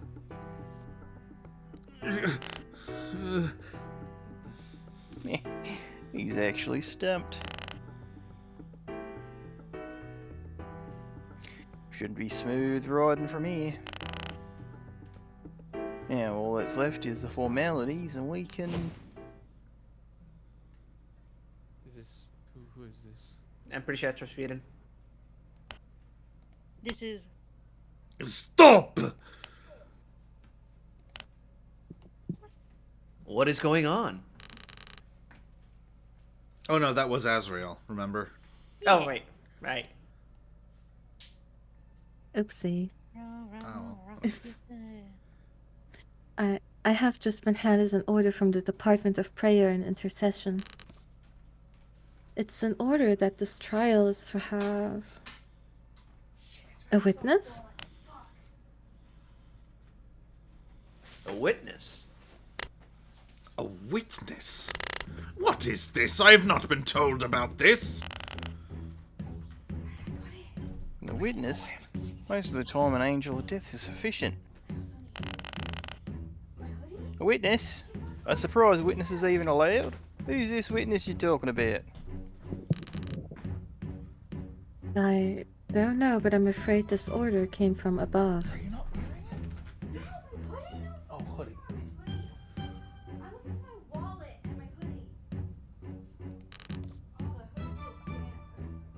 I wasn't expecting a witness for this trial. It seems whoever this witness is has an accusation against the defendant. An accusation of... betrayal. What? Liz, if you want to take one of my hoodies, Betrayal? you can. The worst sin of all?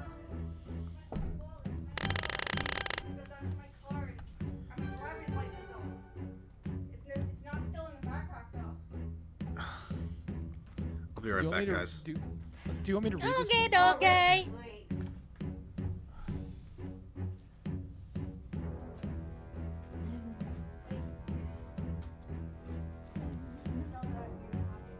How's everyone doing? Doing good. My chat now. Yeah. Quick, he's gone. Do something. Question of the day: Beep, what's your beep, favorite bop, hat?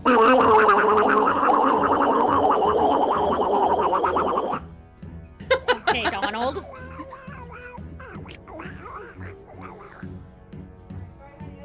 Love. Okay, I'll buy some stuff for food. Alright, I'm back. Sorry about that. It's okay, nothing happened. I mean, I had my headphones on the whole time, so I heard it all. Oh shit. No. Oh, hey, I gotta get the door. I can't do Donald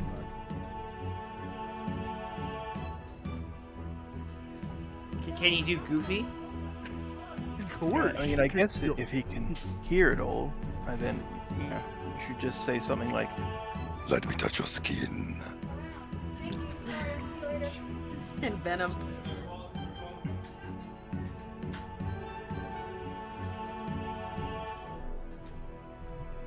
Quickly, while his nerve is exposed. Clarice. Okay. Good again, for real this time. How was I not informed of this? I am the prosecutor of this case. In fact, I'm the head of all prosecutors in the afterlife.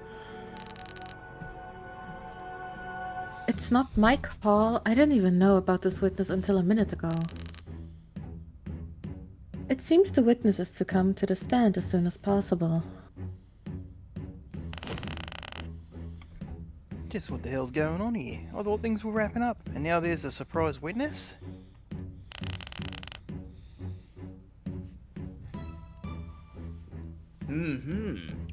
After reading the necessary paperwork, it's true. A witness shall be joining us for a new accusation. If it's as serious as it seems, then it's important we listen to this person. The court will hear this witness. This accusation cannot be ignored. This sounds terrible. Should I say something? Say nothing. I don't think anything I'm going to say is going to make a difference here. Especially with how important the accusation is.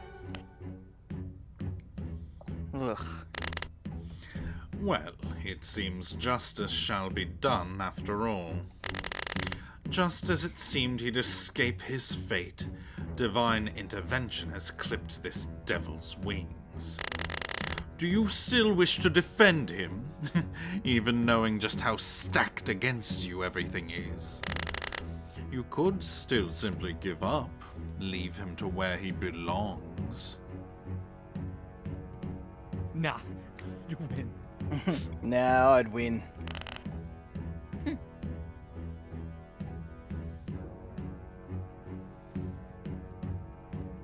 Doesn't matter who I'm up against. Even if I'm up against heaven or hell, I can take them. Clearly, someone here is guilty of pride in the highest order.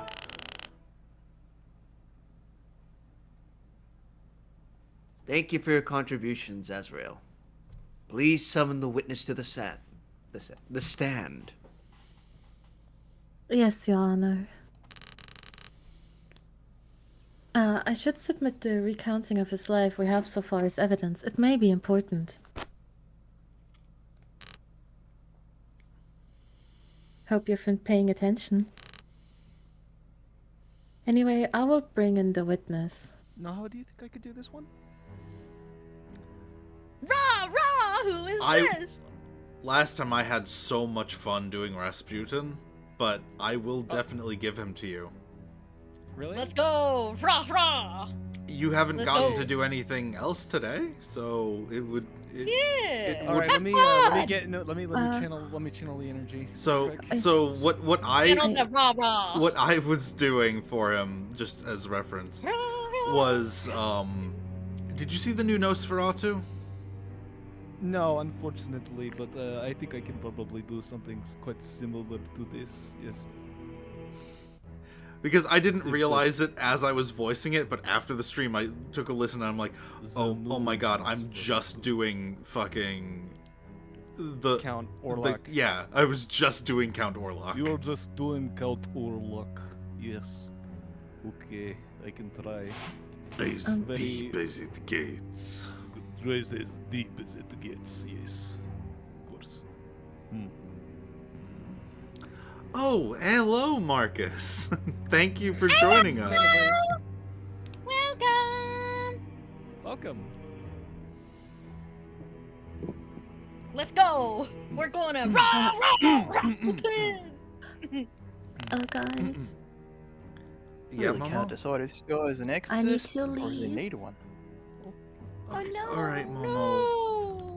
Yeah, I said I could only do 2 hours today. I'm so sorry. No, It's all right. okay. One of us will pick it up from here.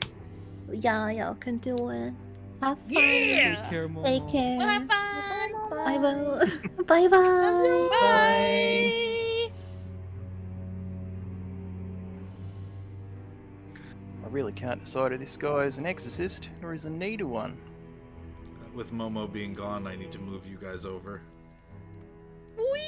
We're just floating. I mean, technically, I'm still perfect. at, so I'm good. Yeah, Mickey can go next to me now, and then that way she's Eva's on his head. Oh, on my head. I love that too. Stack. Let's go. Stack. So cute.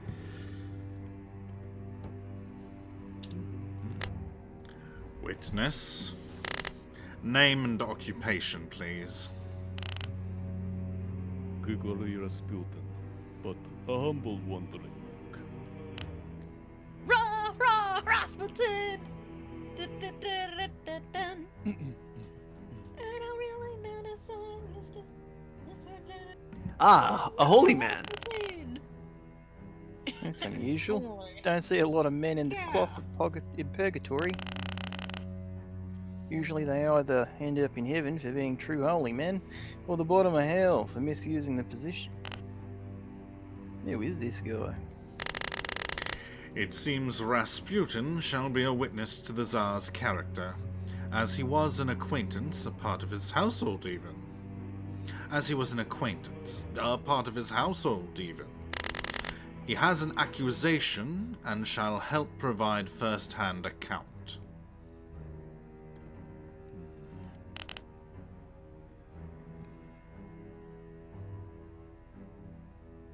Oh, you're right, big.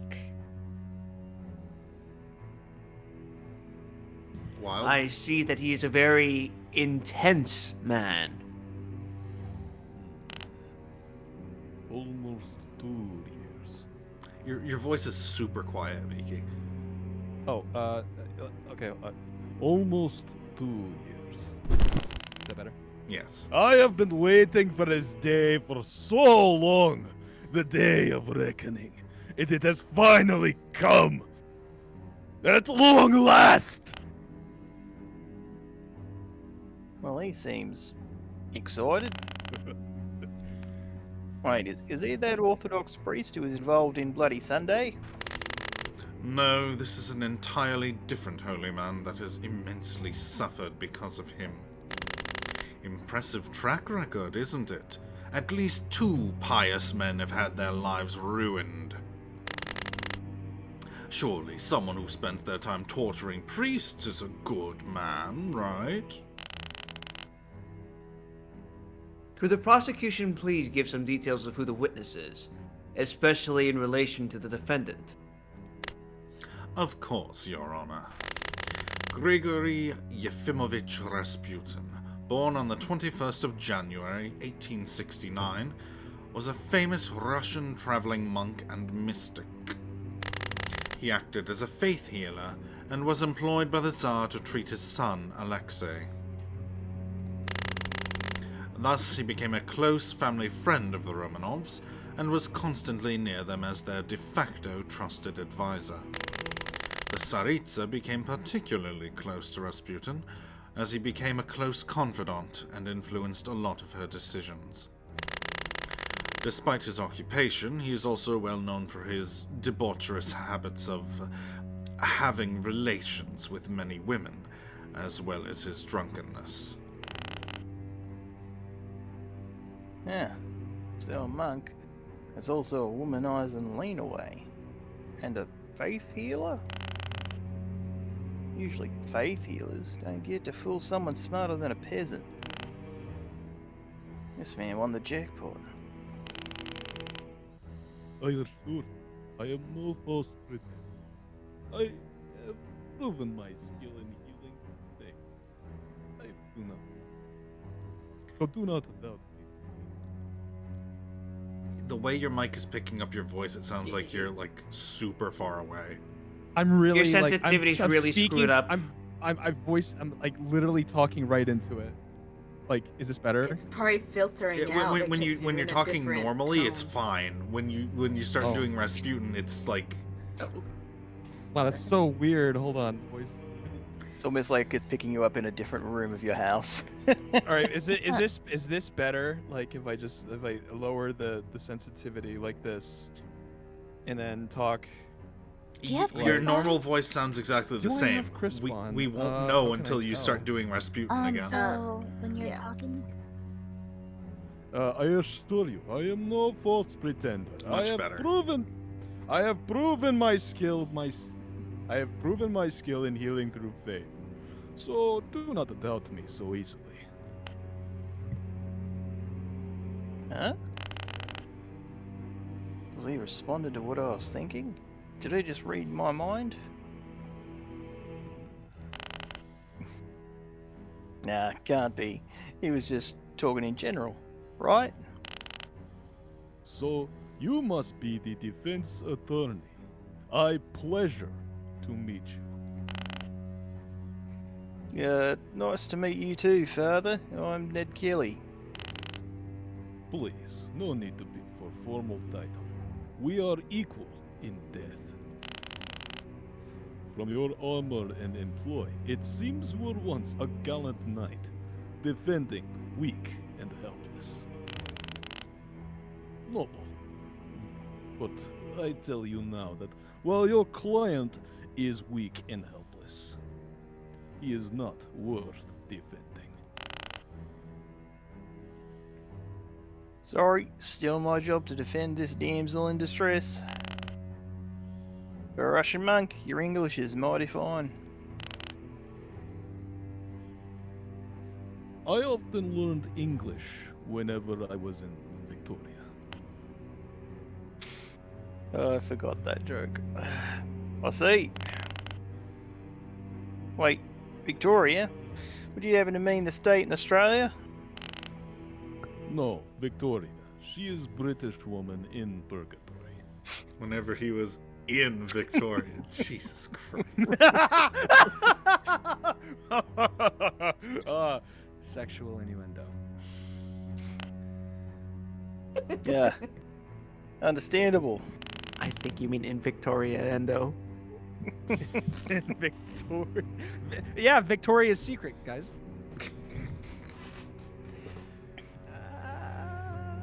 Who knew it was Rasputin this whole time? Slide whistle. How did the prosecution not know about all this? I thought you angels were thorough. I was aware of Rasputin, but I do not know of any great betrayal linked to him. I cannot find it in his book of deeds. It seems that somehow the defendant was able to hide this grave sin. I underestimated just how cunning this monster is to somehow deceive even our eyes. He crushed his little skull. Well, that's odd. How exactly do you miss a sin? Don't all human sins get magically put in a list once you bite it? Yeah, Miki, he's just been crushing skulls all day, honestly. How many Shakespeare skulls does he have? This is the afterlife. How many do you think he can get his hands on? I just want to Do see you think he has a little minion? I just want to see a big pile, like it pans out a little bit, and there's just a pile of skulls behind him to just keep grabbing a new one. He just got such bone meal right behind you. A little cherub minion running back and forth every time he breaks one. Thought those records were airtight. If only it were that simple. The Book of Deeds isn't magically created and filled after death. It is an active document constantly being updated as a human life goes on. Recording angels are assigned to observe and record the living, and then hand over the Book of Deeds to the prosecution upon the death of the subject. That's what the storyteller would be, isn't it? Yeah, literally you. And just, you know, there's just one of them here doing the court stuff too. Which would be me. For those of you who are new, I backed the Kickstarter, just like Squish did, at the Archangel tier. And, yeah, I did that after the stream last week. Because I very much want this to succeed. I want to donate, but I also have to wait until Friday.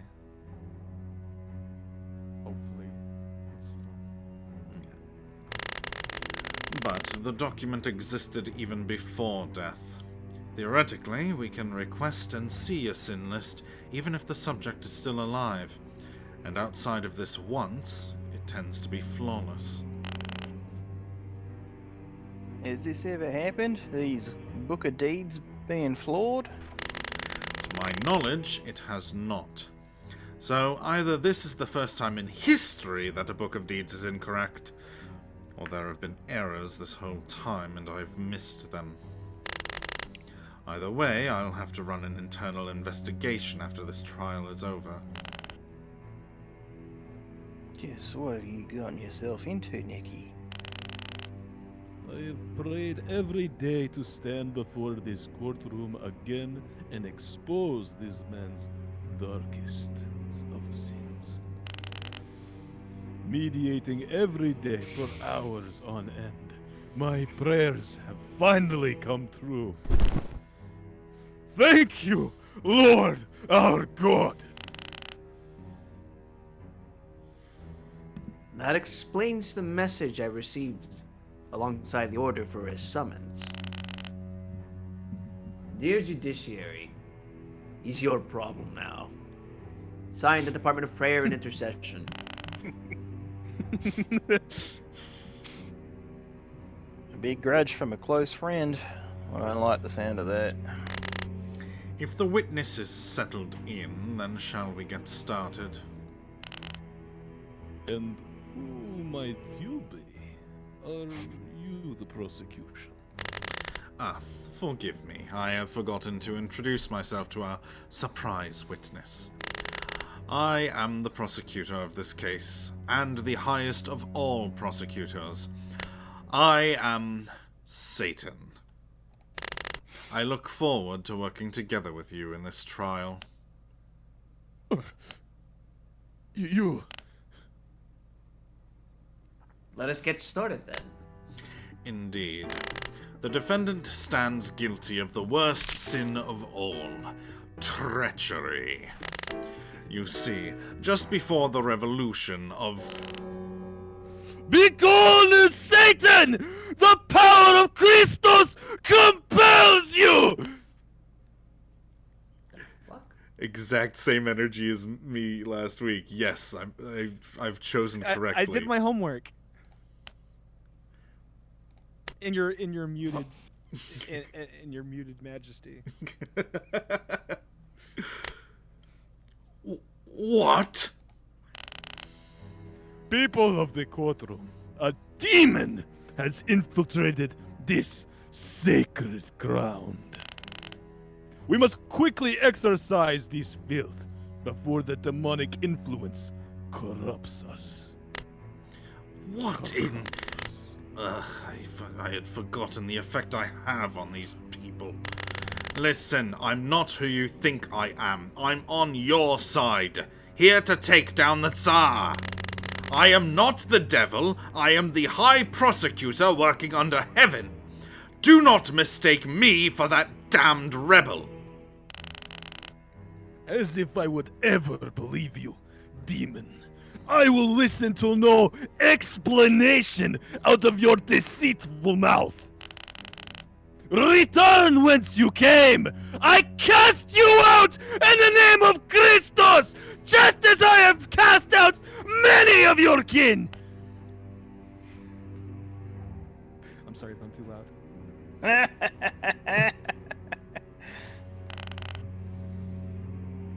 Looks like your little miracle witness doesn't like you.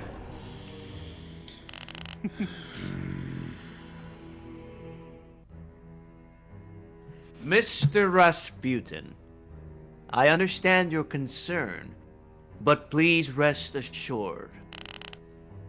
Satan is not a threat to this courtroom. You have my word. Mr. Satan is part of standard court proceedings. You need not worry. Very well. I will focus on this art for now. However, I am watching you, demon. If you dare to commit transgressions in this sacred hall, I shall cast you down to hell myself. You cannot damn me. Damnation is my domain. You see, I have been sent here on a divine mission.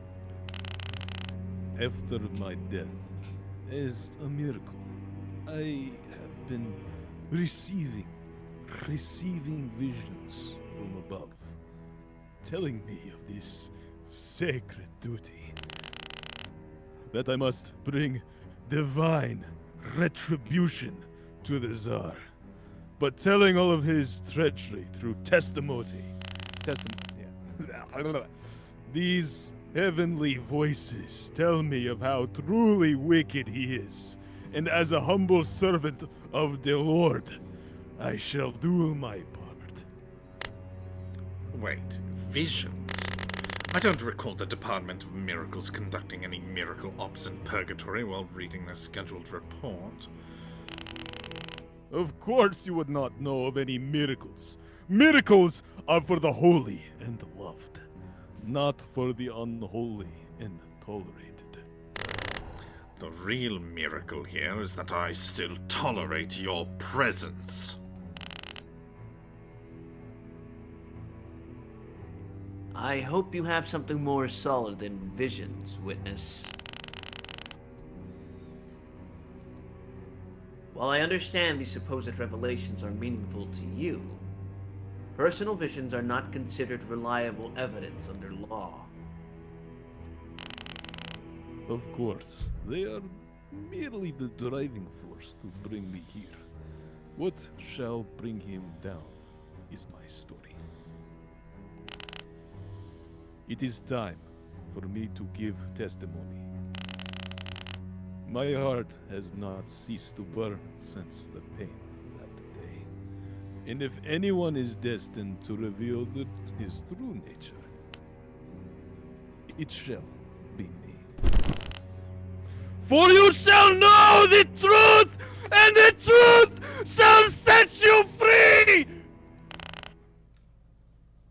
Personal vendetta against the powers that once were. I sorry. miss Miki so much. No need to apologize. It's coming through perfectly. It's not too loud, is it? No, it's not. Your mic is very good. Okay.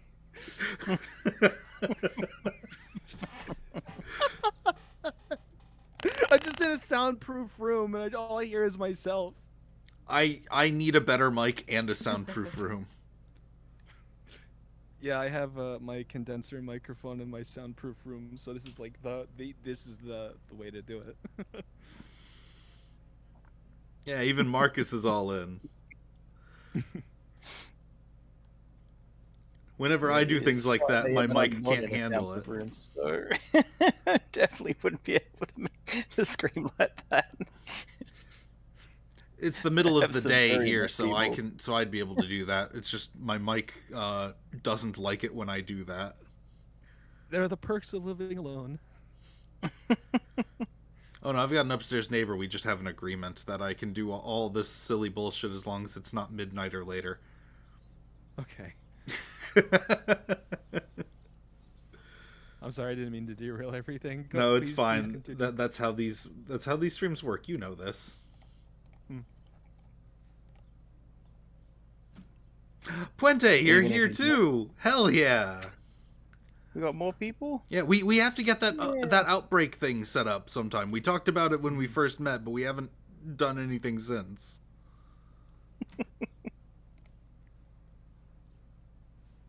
All right, continue.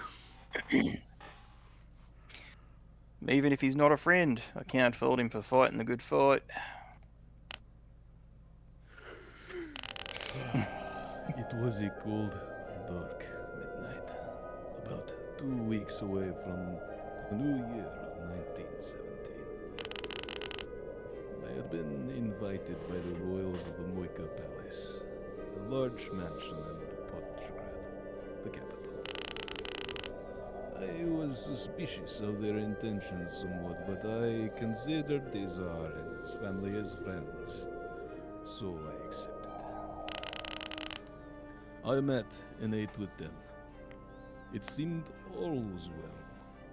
We discussed all manner of things, including little Alexei. Apparently, the food that night was poisoned. Whether it was, I tasted no such thing. This was no social call. It was an assassination and murder.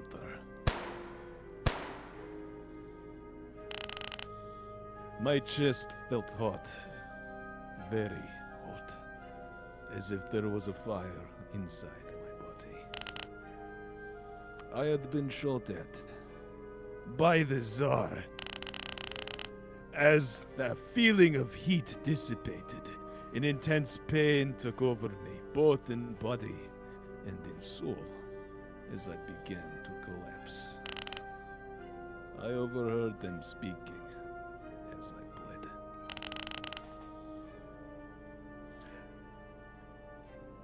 You want me to read this one too? I think that's supposed to allegedly be Nicholas, so I guess that's me. Yeah, Go ahead. since Wild was doing Nicholas before. Please go ahead. At last, the demon shall die. With his death, we shall save the Tsar and the monarchy. Oh, that's not supposed to be Nicholas. I'm stupid. No, whatever. but that's fine anyway. That's Yeah. actually really good. Yeah, It's just some dude. Works out. it's just a random guy, Some dude. some dude. No longer shall this mystic ruin the reputation of our family. The Tsar's reign is secured. At that moment, I realized the terrible truth. The Tsar had betrayed me. My heart swelled with righteous fury, but I was too weak to spring up and attack my assailants. I fled. I hobbled to the courtyard as they schemed. They noticed I still lived and caught up to me. I was dragged inside and finished off after that. I quickly fell into a stupor from which I would never awake. From saving his son's life, from my spiritual counsel, for my confidence as a friend, to both him and his wife. He would still choose to get rid of me to save his crumbling reputation. I was his sacrificial lamb. This is his worst sin of all. A man who would betray his closest friend for the merest political gain. I implore you, Tell me if a man who murders his friends to spare his reputation is even worth salvation. I have been shot and betrayed by the Tsar himself. Betrayal, the sin of Judas, of Brutus. There is nothing lower. He must face the consequences of his sins. He must pay.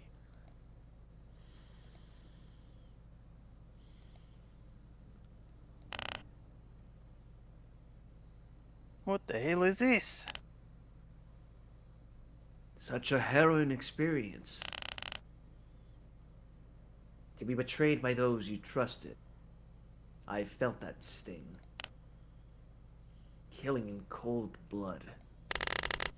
To think this whole time the defendant would do such a thing. Sickening.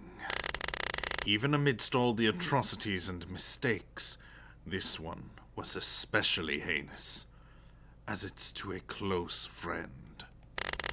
I would like to submit some pieces of evidence to the court, including his autopsy report. I don't think the court would be giving Nicky any leniency for a betrayal this personal. This is a trial of the heart, after all. Just to be clear, this happened around December 1916, right? Yes, on the 17th. The 17th? Wait a minute. Something's off.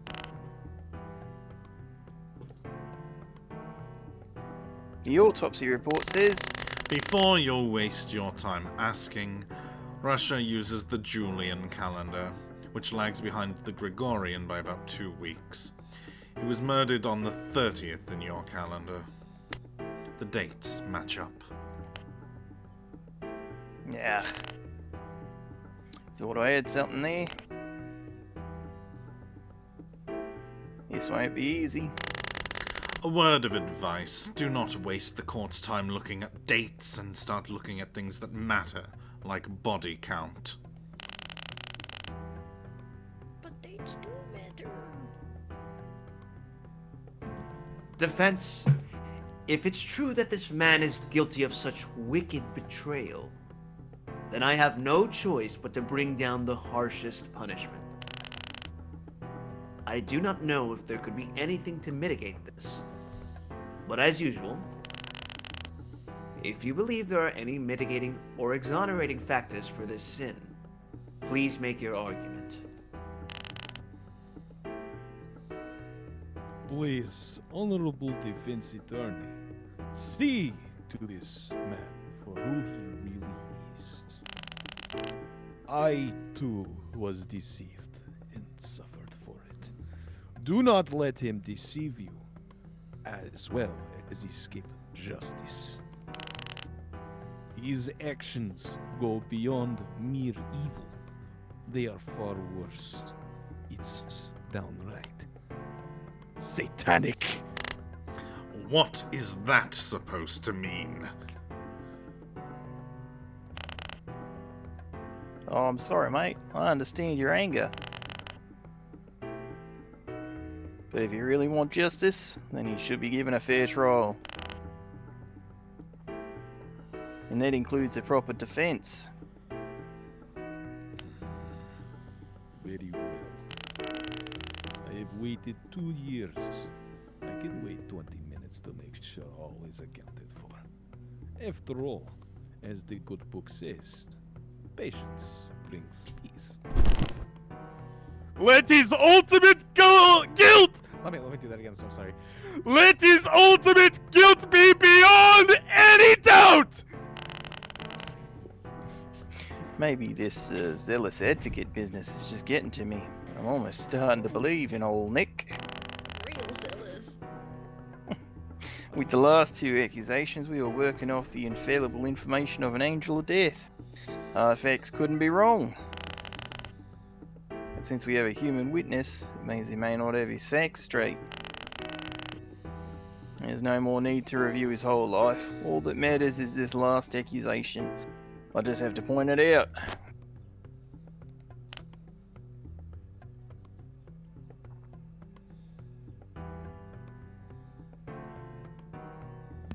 Are you ready, defense? Yes, Your Honour.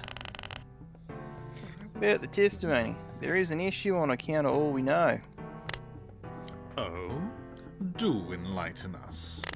Which piece of evidence do you find so problematic?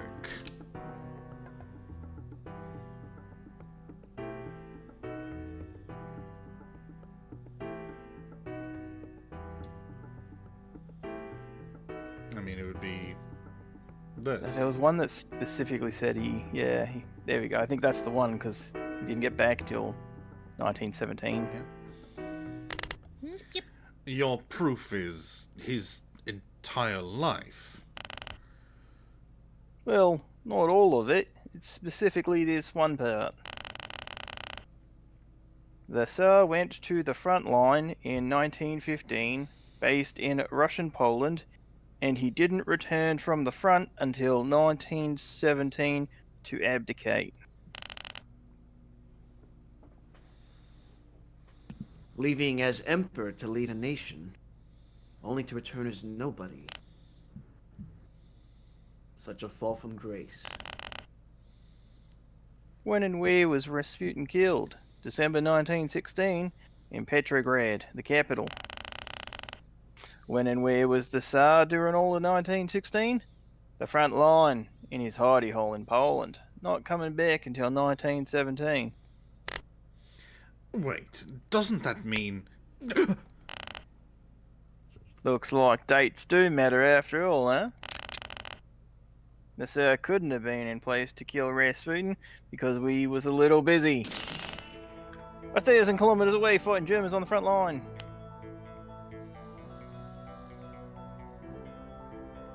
Oh. The dates indeed do not match up. Objection! There's a good explanation. It's entirely plausible that he secretly took a train to Petrograd and went back.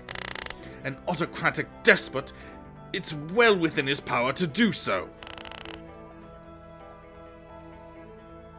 That's less a matter of can he, and more how and hell did anyone not notice? When the bloody emperor disappears, takes a carriage home, and appears in the capital after 3 months? That ain't something that you can miss out of the corner of your eye, especially considering the distance. Seriously, the Tsar secretly went back and killed a mystic. This reads like some tabloid gossip.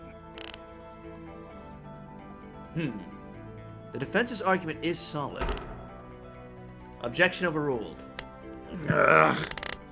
What is the meaning of this, you mad monk?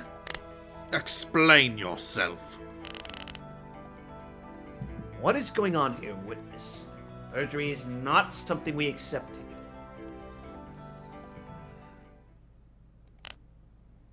I did not lie. How the hell can you spin this as anything but? Tell me, undead knight of the Tsar. If a man were to push someone off a building, cause the victim to return to the Lord, would he be culpable for murder? Or would he be absolved because he wasn't the killer, but it was the gravity that was the murderer?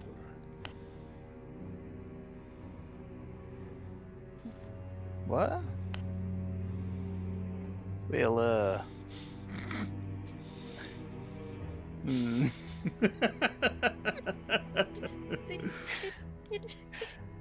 He was neither. The actual murderer is the ground. Ground pound. We did that last time too, didn't we?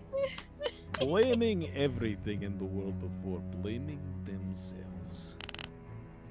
Typical of unrepentant sinners.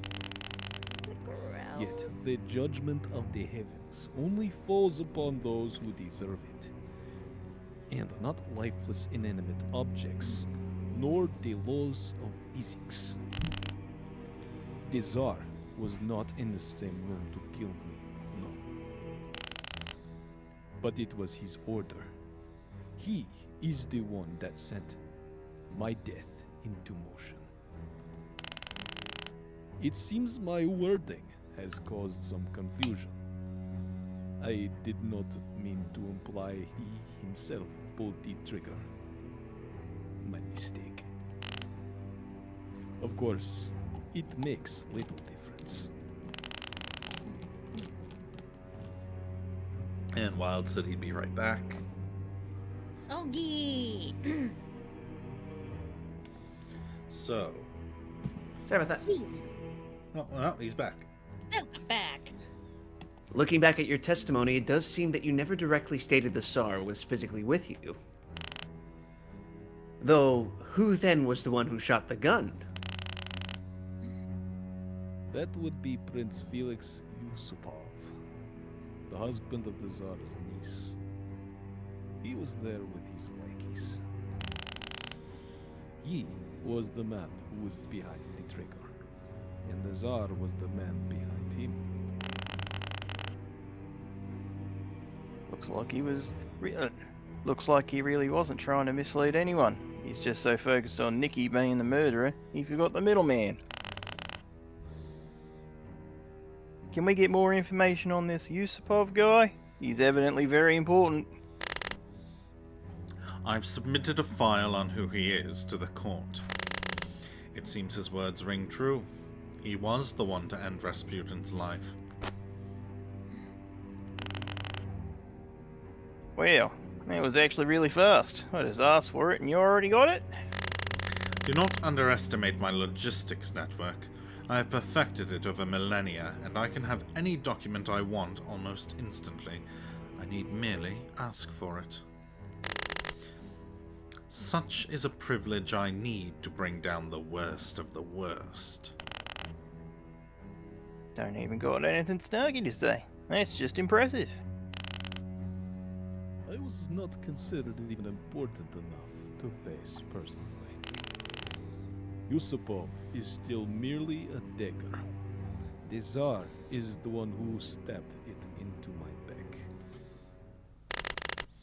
So it was merely a very slight, insignificant misunderstanding. The Tsar is still a murderer, a traitor, and destined for damnation. He merely prefers delegating his sins.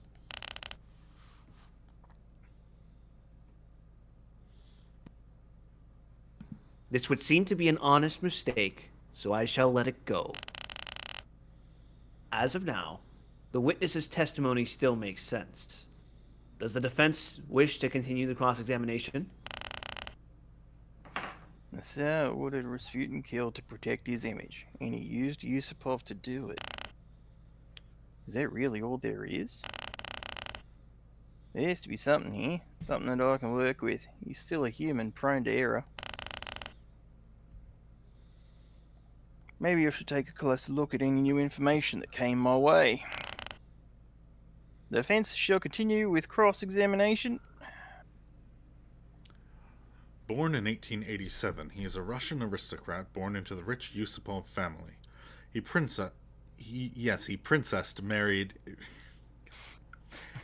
He married Princess Irina of Russia, Tsar Nicholas II's only biological niece, making him his son-in-law. He was exempt from military service due to being an only son, thus he didn't take part in the war. He is acquainted with Rasputin and sought his help in curing a minor malady. Yusupov took part in the assassination of Rasputin and was arrested on the orders of the Tsar afterwards. Oh-ho. I mean... Seems too convenient just to use that. It feels really convenient, but at the same time it does say he was arrested afterwards. True. In fact, accounting for the whole story, something needs to be said. Oh, do enlighten us. Of course. You see, there's a false assumption in Rasputin's story.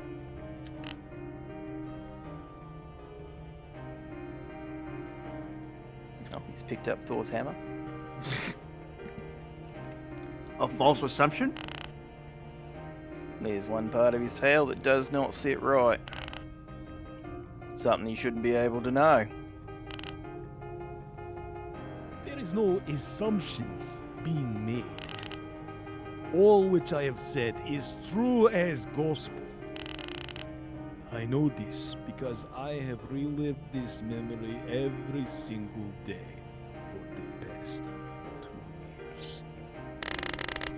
If you have such a thing, then come out and say it. What is this problematic aspect? Of course, I'm talking about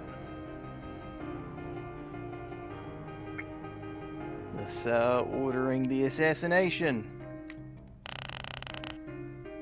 So far, we've been talking under the assumption that the Tsar is the mastermind of the assassination. But are you sure it was my client that ordered your killing? Preposterous! Did you not hear what the prince said? With his death, we shall save the Tsar and the monarchy. Is this not admitting that he did all this for the Tsar? Yes, he did do all this for the Tsar. But he never talked about taking orders from him. What? Objection! We know for a fact that he was killed for the sake of the Tsar, making him the most likely... Oh, that's a typo. Making him, most likely, the mastermind. Do you have evidence that the Tsar didn't order the hit? Me? Evidence? You're the one making the assertion. The burden of proof should be on your shoulders. Do you have evidence that the Tsar was the mastermind, and it wasn't the prince himself, or anyone else? I don't have evidence right now, but...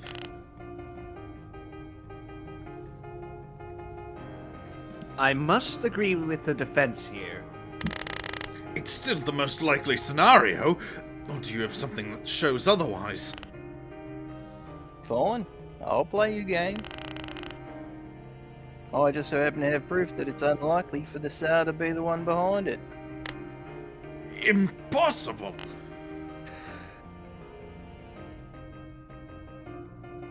Take a look at this. The profile on Prince Yusupov. How does this possibly help you in any way? The Killer Prince. My focus ain't on his family tree, it's on this last part. It says here that after the assassination, he was put under arrest and then even escaped. See what I'm getting at?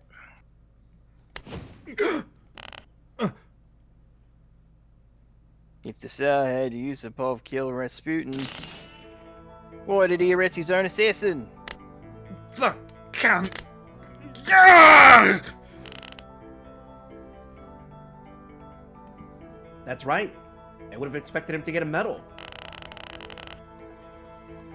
The Tsar and his misters were still the highest authority in all of Russia. They could have easily just ignored this crime, or celebrated. Instead, they sent the prince into exile as punishment. After I died, he was punished. I did not know that. What does this mean? I must Objection! Have you forgotten what I said about politics? It's all a farce. Yusupov was just a scapegoat, disposed of once the Tsar was done with him. No objection! Yusupov was a prince, not some disposable soldier. You overestimate him. Family is the first thing despots sacrifice to stay in power. You're the one who keeps speaking of his naivete, and we've all seen his foolish leadership. Or was this simply the best plan he could come up with in his poor capacity as leader? In fact, it's possible that he had to use Yusupov. Rasputin might not accept the invitation of some unknown soldier. Yeah, you're just spinning tall tales with no evidence. Then answer me. If you're so sure it wasn't your client, then who was it? The whole point of this assassination is to save the monarchy. Who can be the mastermind other than the Tsar? I would also like to hear who the one behind this plan is, if it wasn't the Tsar. Thus far, the Tsar is still the most likely culprit, and even with Yusupov's arrest, the prosecution is given a plausible chain of events. You cannot provide who the true murderer is, then I will have to take the word of our surprise witness. Yes, he must be the mastermind. I could not have misplaced my anger for these 2 years. It could not have been no one else. He is a traitor. He is not a fuck. He is a traitor. He is not a friend. I must believe in my visions. Mastermind, huh? If the Tsar didn't order Yusupov to kill him, then who did?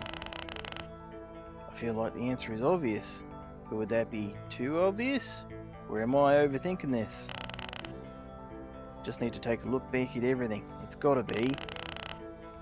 Oh, I know who's behind all this. It's actually pretty obvious to anyone who's been paying attention. The real mastermind, the one behind the assassination of Rasputin, is...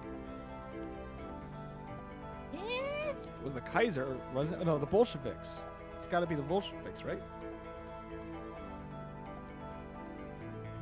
Let's see here.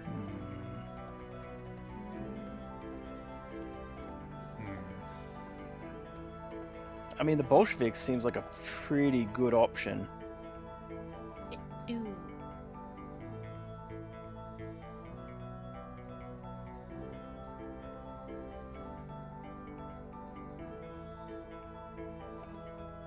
Maybe it was part of the royal family, perhaps? Other members that wasn't the Tsar? Well, Or the Germans. we've got a save function. We do. We mess it up too badly. We could. Create a save here. I don't think it was the Bolsheviks, no. Lone gunman theory! Maybe it was Yusupov? No. The Bolsheviks. I mean, Yusupov is like... I'm gonna go with... The prince. Just gonna go with that. Yeah, it was other members of the royal family. It had to be Yusupov. Yeah. There we go. Ooh, good shot. Ow! Finger guns.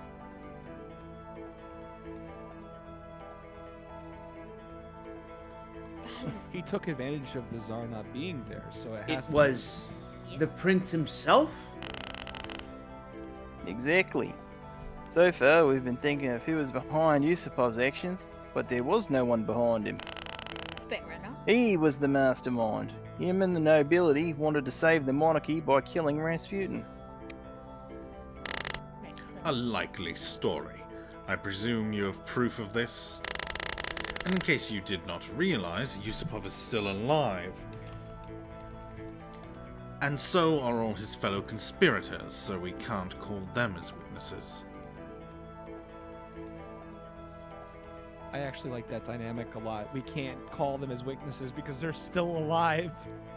Usually it's the other way around in real court proceedings. The irony of that. Yeah, I know. It's so good. Yeah.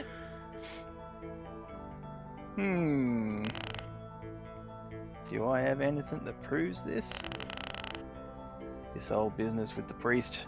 I need to show for certain that Nikki had no hand in it. And to do that, I've got to show this Yusupov fellow is definitely the leader. No matter which way I look, I have nothing of use on me. All the court has is on the topic of Nikki and a bit of Rasputin. I need something on Yusupov. But him and his ilk are still walking. There's no way to get any info from them. That's not true. The Book of Deeds is always being updated for every person. So... And Satan can always get it. Yeah. Unless... Wait a minute. There is a way.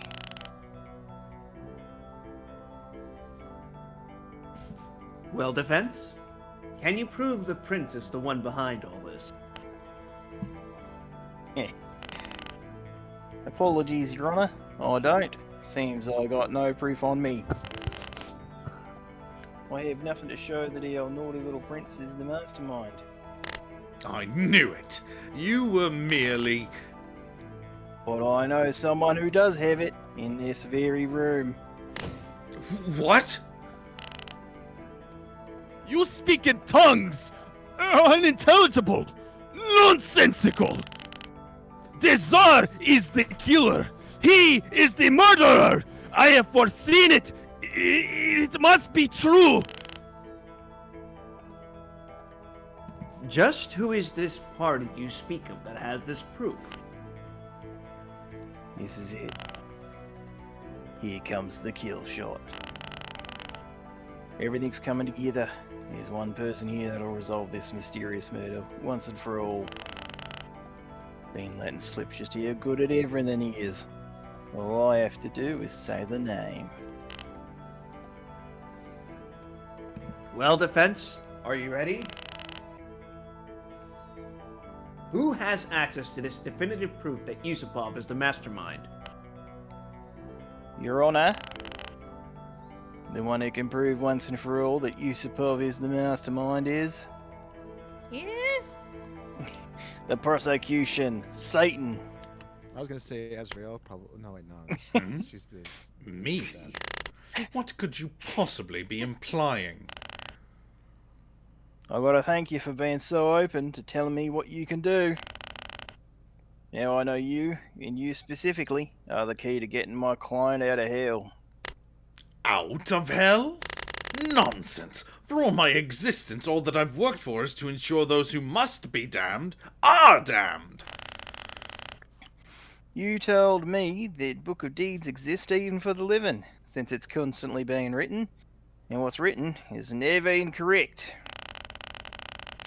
Then you showed me your top-notch logistics, makes even those Egyptian tradies look slow. You're able to get any document you need in an instant, which probably includes the Book of Deeds. Say, something like masterminding a big conspiracy to off a high-profile holy man. It's probably going to be put in the book as a sin, ain't it? Prosecutor Satan, I formally request you bring in Yusupov's Book of Deeds, because I'm certain the reason we can't find the assassination in Nikki's record is because it's already in Prince Yusupov's. Ah, that's very possible. You can't just... I can't just...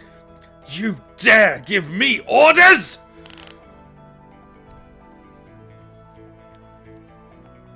What is going on? Book of Deeds.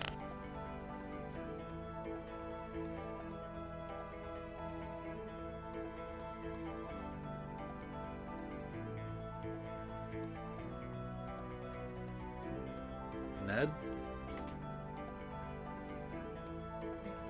Oh, shit, okay. Yeah.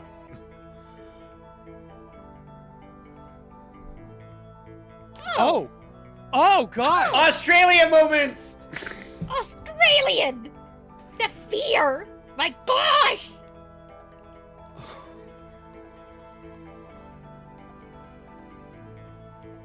What do you mean that just crawls up your neck? How does that even happen? How does one not even notice? Crystal, Australia. I know that, but like... Hold on.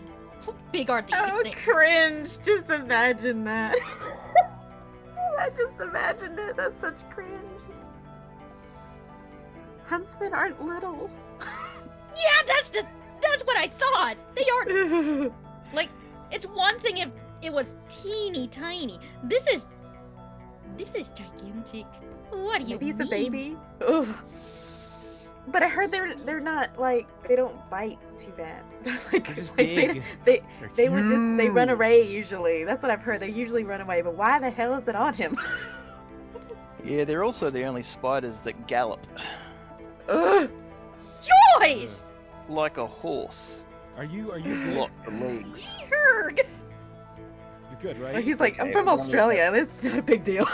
It was only about the size of a Pringle lid, it was fine. He's outside now. Pringle lid. It's I not could that bad. survive Go down there. Smaller than a dinner plate. We'll be fine. Probably just crawled up the back of my chair, so... Honestly, if he had the time to type it that he was dealing with it, I wasn't worried. Yeah, no, I Yeah. smacked that Fair guy enough. across the room and typed it up and then went and scooped him up and made sure he was alive. Let him outside. You gave him a concussion and then you took him outside. Got it. Australia moment. Very I Australian. have to ask, are you always like wearing Florida your people ground and harness alligators. when you're down there? Is it like a constant 24/7 thing? You're falling to the sky. Look, everybody just has to realize that the only ones you got to be worried about are the ones that are big enough to ride on. Yeah. That's not entirely true. There are some other ones that you do have to worry about. Yeah. Oh, like, yeah, the but if they've tunnel- already the bitten you, tunnel. don't worry, it's not going to be your problem for long. We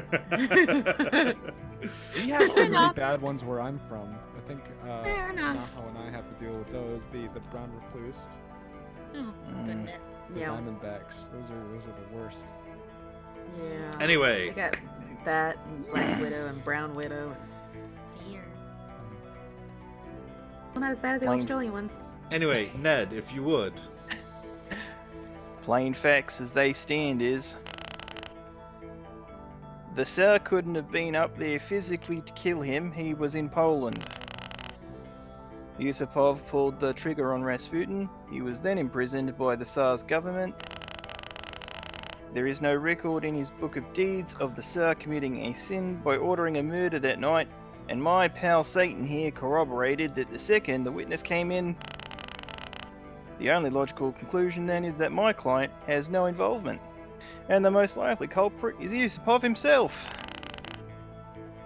And all we need to prove it once and for all is to see a list of Yusupov's sins.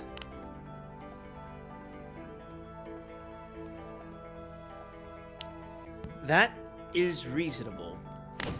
Objection! What if this really is the first time in history?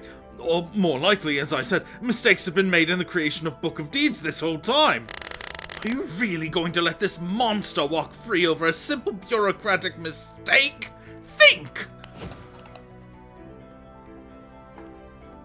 Your objection? Simple mistake. If Book of Deeds haven't been right this whole time, then that throws the validity of every trial in this court for the past 1,885 years out the window. He's right.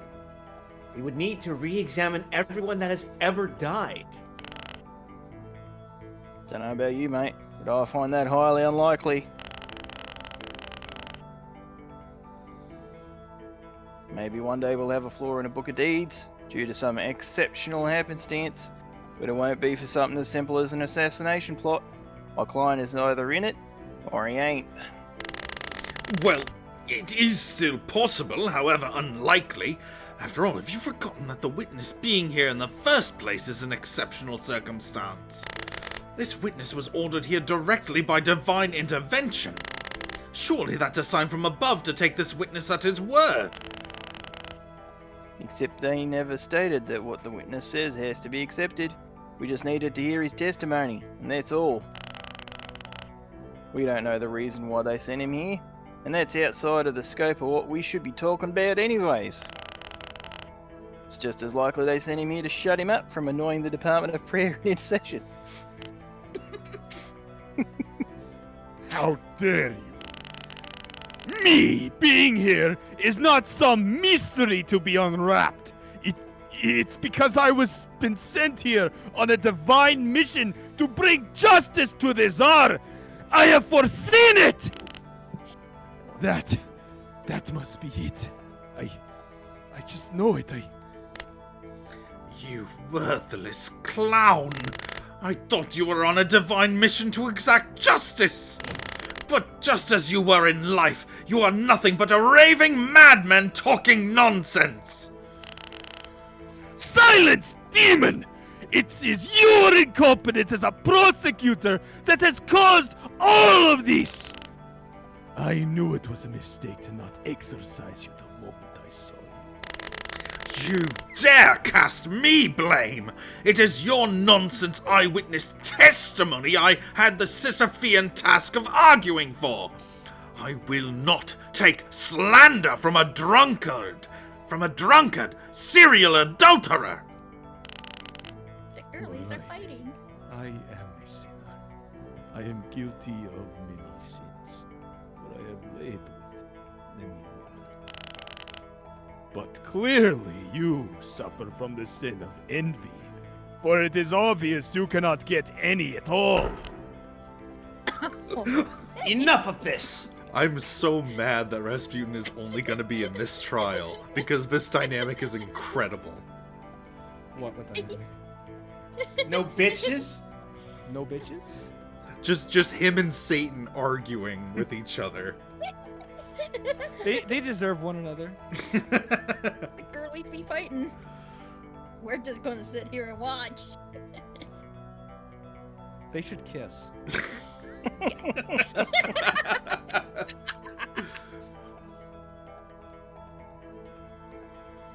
Wow, did you read that already? I've forgotten. I did. I hereby accept the defense's request. The prosecution must provide the Book of Deeds of the still-living Prince Yusupov. Prosecution, please get these documents at once. Wait, Your Honor, we don't need to just yet. We can... I can... Whatever it is you wish to argue, it can be done after we take a look at the documents. What's the matter, Satan? Ain't that long ago you considered the monk's word gospel. Come on, bring it out. No, wait. Before that, there has to be more. This can't be. Is that wretch really going to get away? Malevolent, deceitful creature, aiding his escape. I knew you were nothing but a demon. I am waiting, prosecution. Come on, mate. Didn't you say you wanted to sort him where he belongs? How could this happen? To have this cretin escape my grasp because of me being here. Damn you all!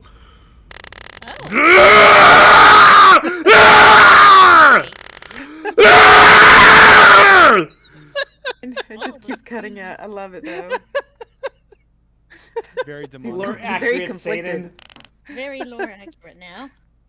Oh, the girls keep fighting.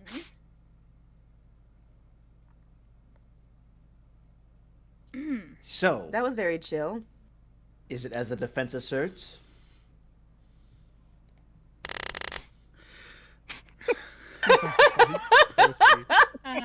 Nice. Prince Yes, indeed. Felix Felixovich Yusupov is guilty of the sin of killing Rasputin. The Tsar had no hand in killing Rasputin. According to the record, the prince decided to assassinate Rasputin for his stated reason of saving the monarchy. He had gathered fellow nobles as conspirators who had also grown tired of him. However, he purposefully did not involve the Tsar, as Rasputin was still considered a friend, especially by the Tsaritsa. He lured Rasputin into Moika Palace, and after a mistake, caused Rasputin to not eat the poison they had prepared. He shot him dead and sent him on his way here. That is the truth, as revealed by Yusupov's Book of Deeds and those of his fellow conspirators.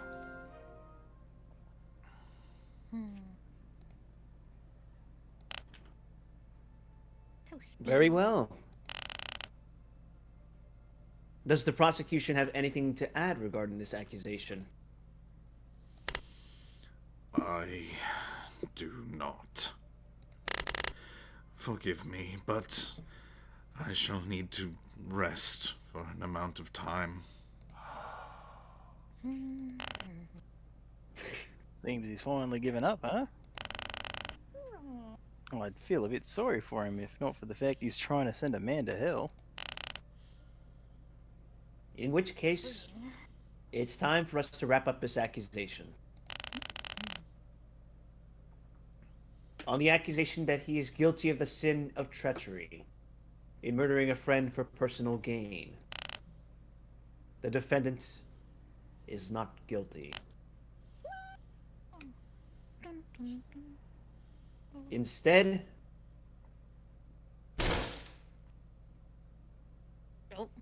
probably Rasputin. Silence! Oh boy. what? What is the matter? Witness. Witness? Did you think I would sit here and simply accept it? Of course not. This is not over yet. I refuse to believe it! Looks like we ain't done after all. Historical crash out? Yeah. Witness? Do you still wish to make an argument? That man is a murderer, a backstabber. He has deceived you! He has deceived all of you! Okay. And you, attorney, how dare you continue to peddle his sins, his lies! You are no better than him! His evil is absolute! I cannot sit and let this unholiness stand! Looks like he spent so much time thinking about Nicky that his idea of who he is has become twisted beyond recognition. I'll have to finally show this mystic the Nicky's long forgotten. Cold, hard reality. Alright, Magic Man, if you really want to have a little debate, then let's duel.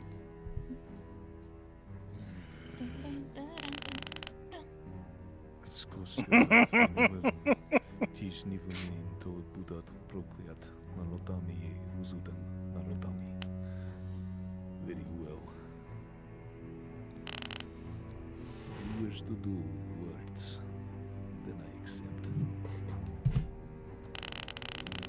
Thankfully, I'm a little Ukrainian. What little Ukrainian I know was able to... Beautifully. I have expelled countless demons by words alone. My blessings have inspired many and struck fear in the hearts of the wicked. Defeating you in the Tsar is merely my final test. My final, divinely appointed destiny.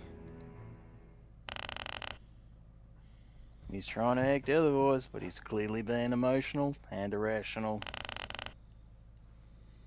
I just need to get rid of the last of his desperate arguments, one by one. Let's go. New minigame. Now we're maximum Danganronpa here. We're gonna shoot Rasputin to death. Shoot him in the face! Again. I'm going to shoot his arguments in the face. Let's Kill go. him! Yeah, kill him! Kill him! Ooh. Draw.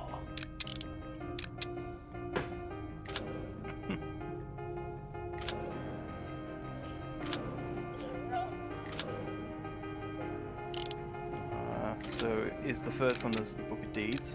Yep. I think that's the second one. Yeah, he couldn't have known right He here. couldn't have known. Yeah. Because there's no proof that he would have killed him anyway. He was friends. These Book of Deeds are clearly wrong. The Tsar must be guilty. Therefore, it's more likely that all of them are flawed. The Book of Deeds have been consistent between Nicholas, Yusupov, and all the conspirators. They've never been wrong before. It's unlikely that out of everyone in history, the first mistake is from him. Unless you can prove otherwise, these must be considered reliable. But be that as it may, even if he didn't order it, he is still responsible. His inaction led to the assassination. He did not do enough to stop it from starting. Perhaps even let it happen. Let it happen! Stopping something like this would require an impossible amount of foresight. The Tsar isn't omnipotent. There's no way he could have known about the plot beforehand.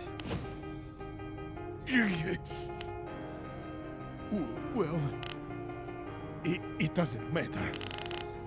I know it. I know he wants me dead. I have foreseen it in my visions.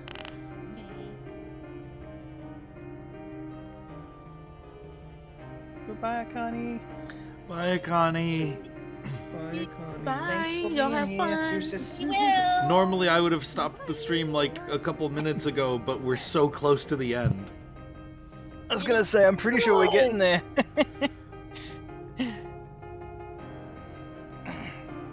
And where's the proof? You've been saying so much about how my client killed you, or wants to kill you. Yet every single attempt to pin blame on him has failed, and now you have nothing to prove he wants you dead. Your supposed visions look like they aren't coming true. Could it be that... No. He's on the ropes, yeah, for the finishing blow. There's one.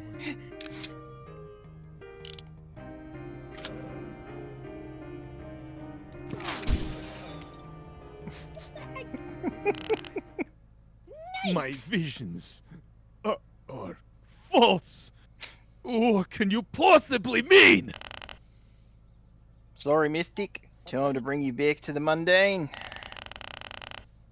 You've been claiming that your visions are miracles from on high, telling you how this is your divine mission to bring down some evil tyrant. But as we can see, your testimony fell flat. Face it, it wasn't some miracle. You're just delusional, mate. How dare you! Well, if you still want to cling on to faith, let's just ask him directly, shall we? We ain't on Earth anymore. We can just ask the angels' bureaucracy directly if they've granted any of these miracles you talk about. If you recall, our good pal Satan was confused when he first heard of your claim because, as far as he knew, your description doesn't match his reports. But I think even without the inquiry, deep down, you already realise it. This isn't heaven sending you visions of the future. This is your own broken mind's traumatic delusions. This can't be. No, yet. What have I've...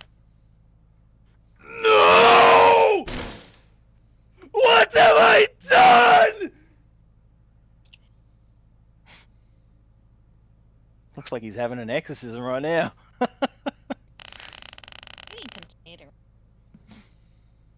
I asked Azrael to make an official inquiry into the Department of Miracles, and they have confirmed that your visions were your own, not the result of Providence. So, it seems all has been resolved. Not only was the defendant never a traitor, but he never even considered the witness an enemy.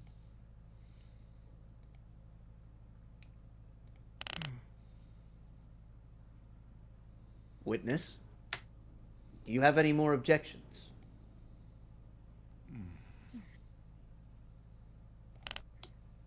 No. I do not.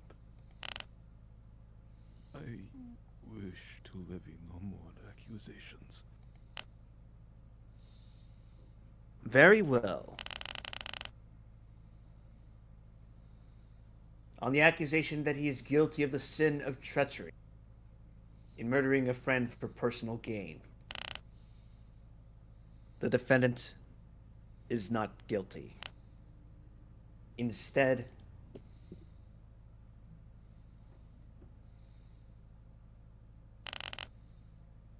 the defendant is innocent and is no traitor.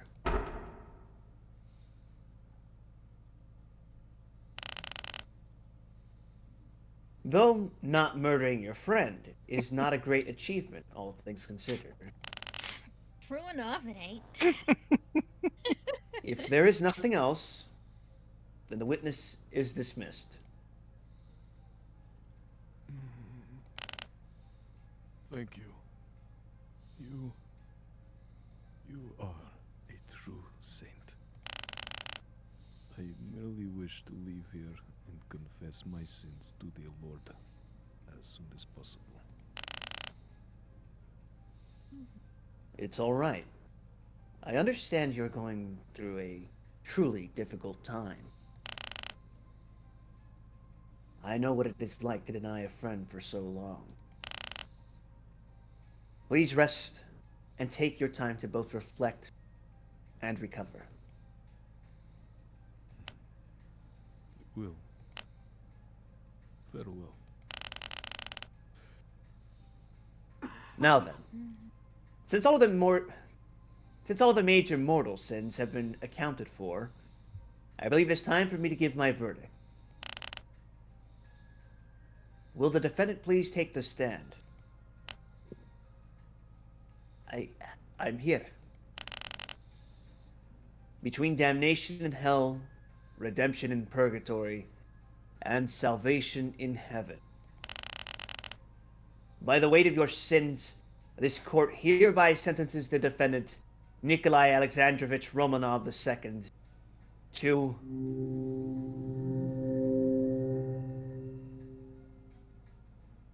purgatory. The defendant shall be sentenced to purgatory for rehabilitation. Do your time here in purgatory, and I truly hope you can get a bit closer to heaven.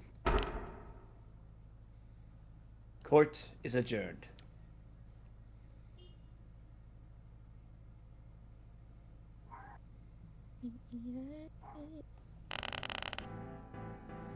Well done, Nikki. Your life passed the bare minimum threshold to not get sent to hell. Thank you, Ned. Truly. What's the matter? You don't seem too thrilled. Make no mistake, I'm truly happy to not be damned, but for the first time in my life, I see now just how flawed a ruler, no, a person I am. Once I believed I was a great force of good in the world, but to have the news broken to me that being all a naive delusion, it has left me somewhat saddened. To know that my entire life was that of a foolish child with too much power. And more than that, I will not see my wife and kids again for as long as I am here, or they are in heaven. She's not really your wife anymore. Till death do us part and all that. But anyway, you can't change the past. Nothing can. What you can change is yourself. You've been given another chance, so use the time you have now to become the man you thought you were. You have all of eternity. Very well. You are right. I must not dwell on the past. Do you think I am capable? That I can find redemption? Me? Well, yes. Honestly, despite everything, Deep down, I can see you got a good heart.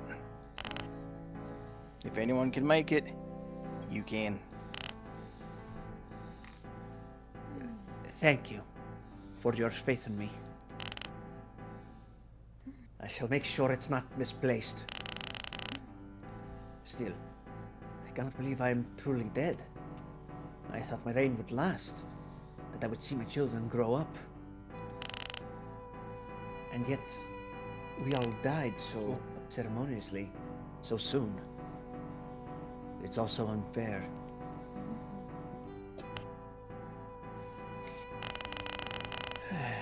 Listen, mate, when I was young, I was angry. I thought that as long as I followed that anger, I'd eventually find justice. A naive larrikin, riding high, thinking I was special. I ended up not even seeing 30. Such is life. None of us could have hoped to know how it'll end. But right now, you shouldn't dwell on how long you had to live.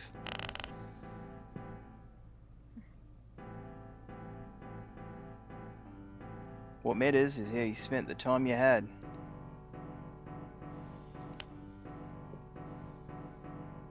You're right. I am dead.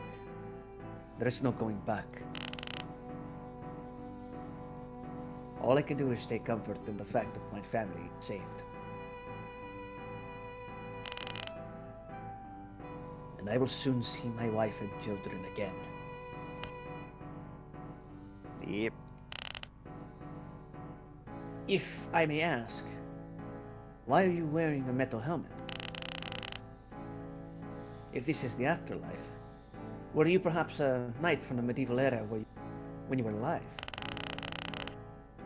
Well, I did ride horses and go into battle, but I'm no knight, and I'm far from medieval. Only been dead a few decades now. Then why is your clothing so unusual? For now, let's just say it's a memento from the old days. A new sprite. Hey! Woohoo! Also, you must admit, it's a bold fashion statement. Very true. Anyway, seems it's time for me to leave. Someone here wants to talk to you. Oh? Rasputin? Hello. I am here to say that I'm sorry. After my death, I tricked myself into believing you had me killed. I thought you had betrayed me. For all of my afterlife, I have lived with this agonizing thought and unbearable hatred. I longed for the day that I could see you suffer. I even started thinking God himself demanded I defeat you, as if you were the devil. And yet now, I stand before you, and I feel no hate. Only guilt. How could I? How could I think such things?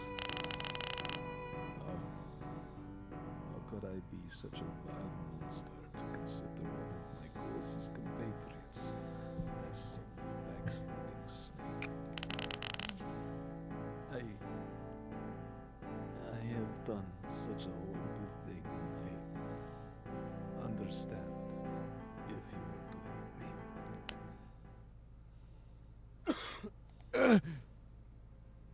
me. Happiness.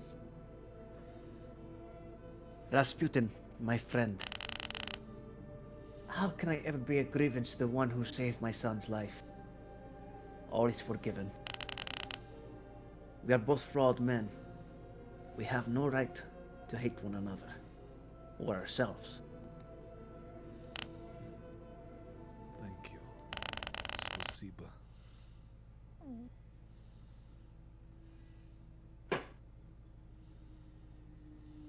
Thus, the story of Russia's last monarch has finally ended, and now starts his disproportionately long epilogue. His life may be over, but his afterlife starts now.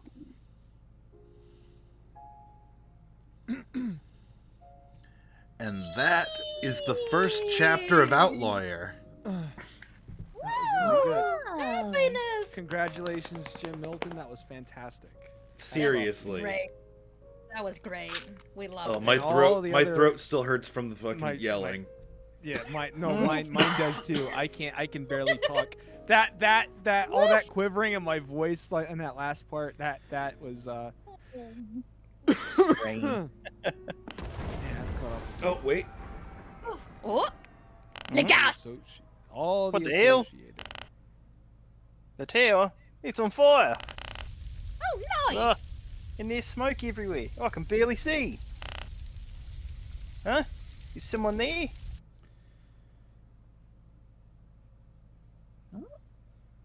Oh. A breedable angel! Goodness! No! No!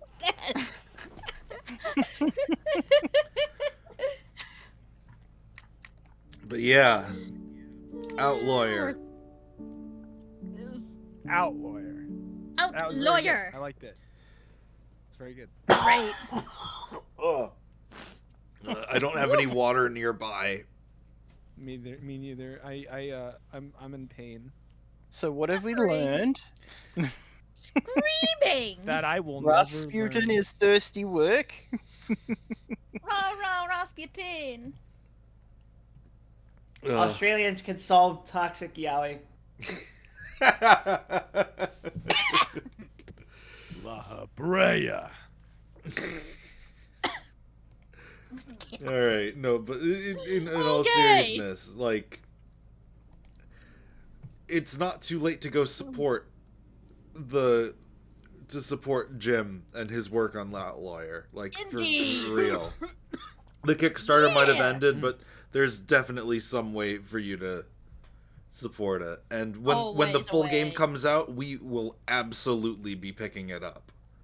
Hell yeah! Yeah, I'm looking forward to it. So I'll play fun. the shit out of this game. It's my And look forward to seeing your humble storyteller in the background somewhere. Hoorah!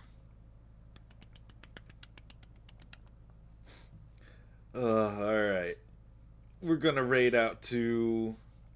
Let's see here. Tomb. Friend Tenrose, who is currently playing Metroid Zero Mission. Ooh, Metroid. Metroid.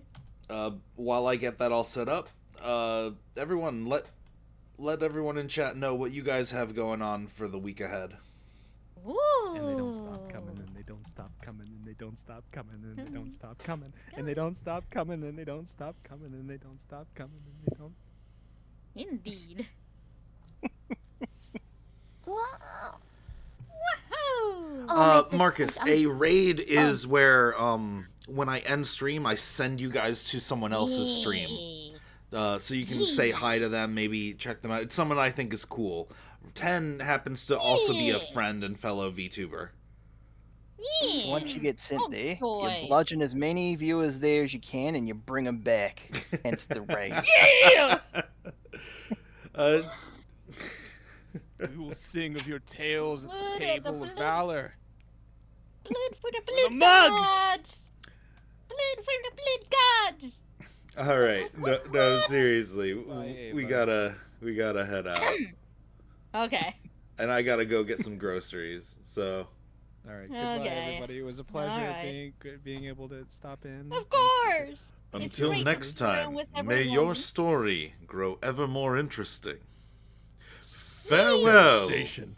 This was not my intention. Goodbye. Take care. Goodbye. Later! Take care, everybody.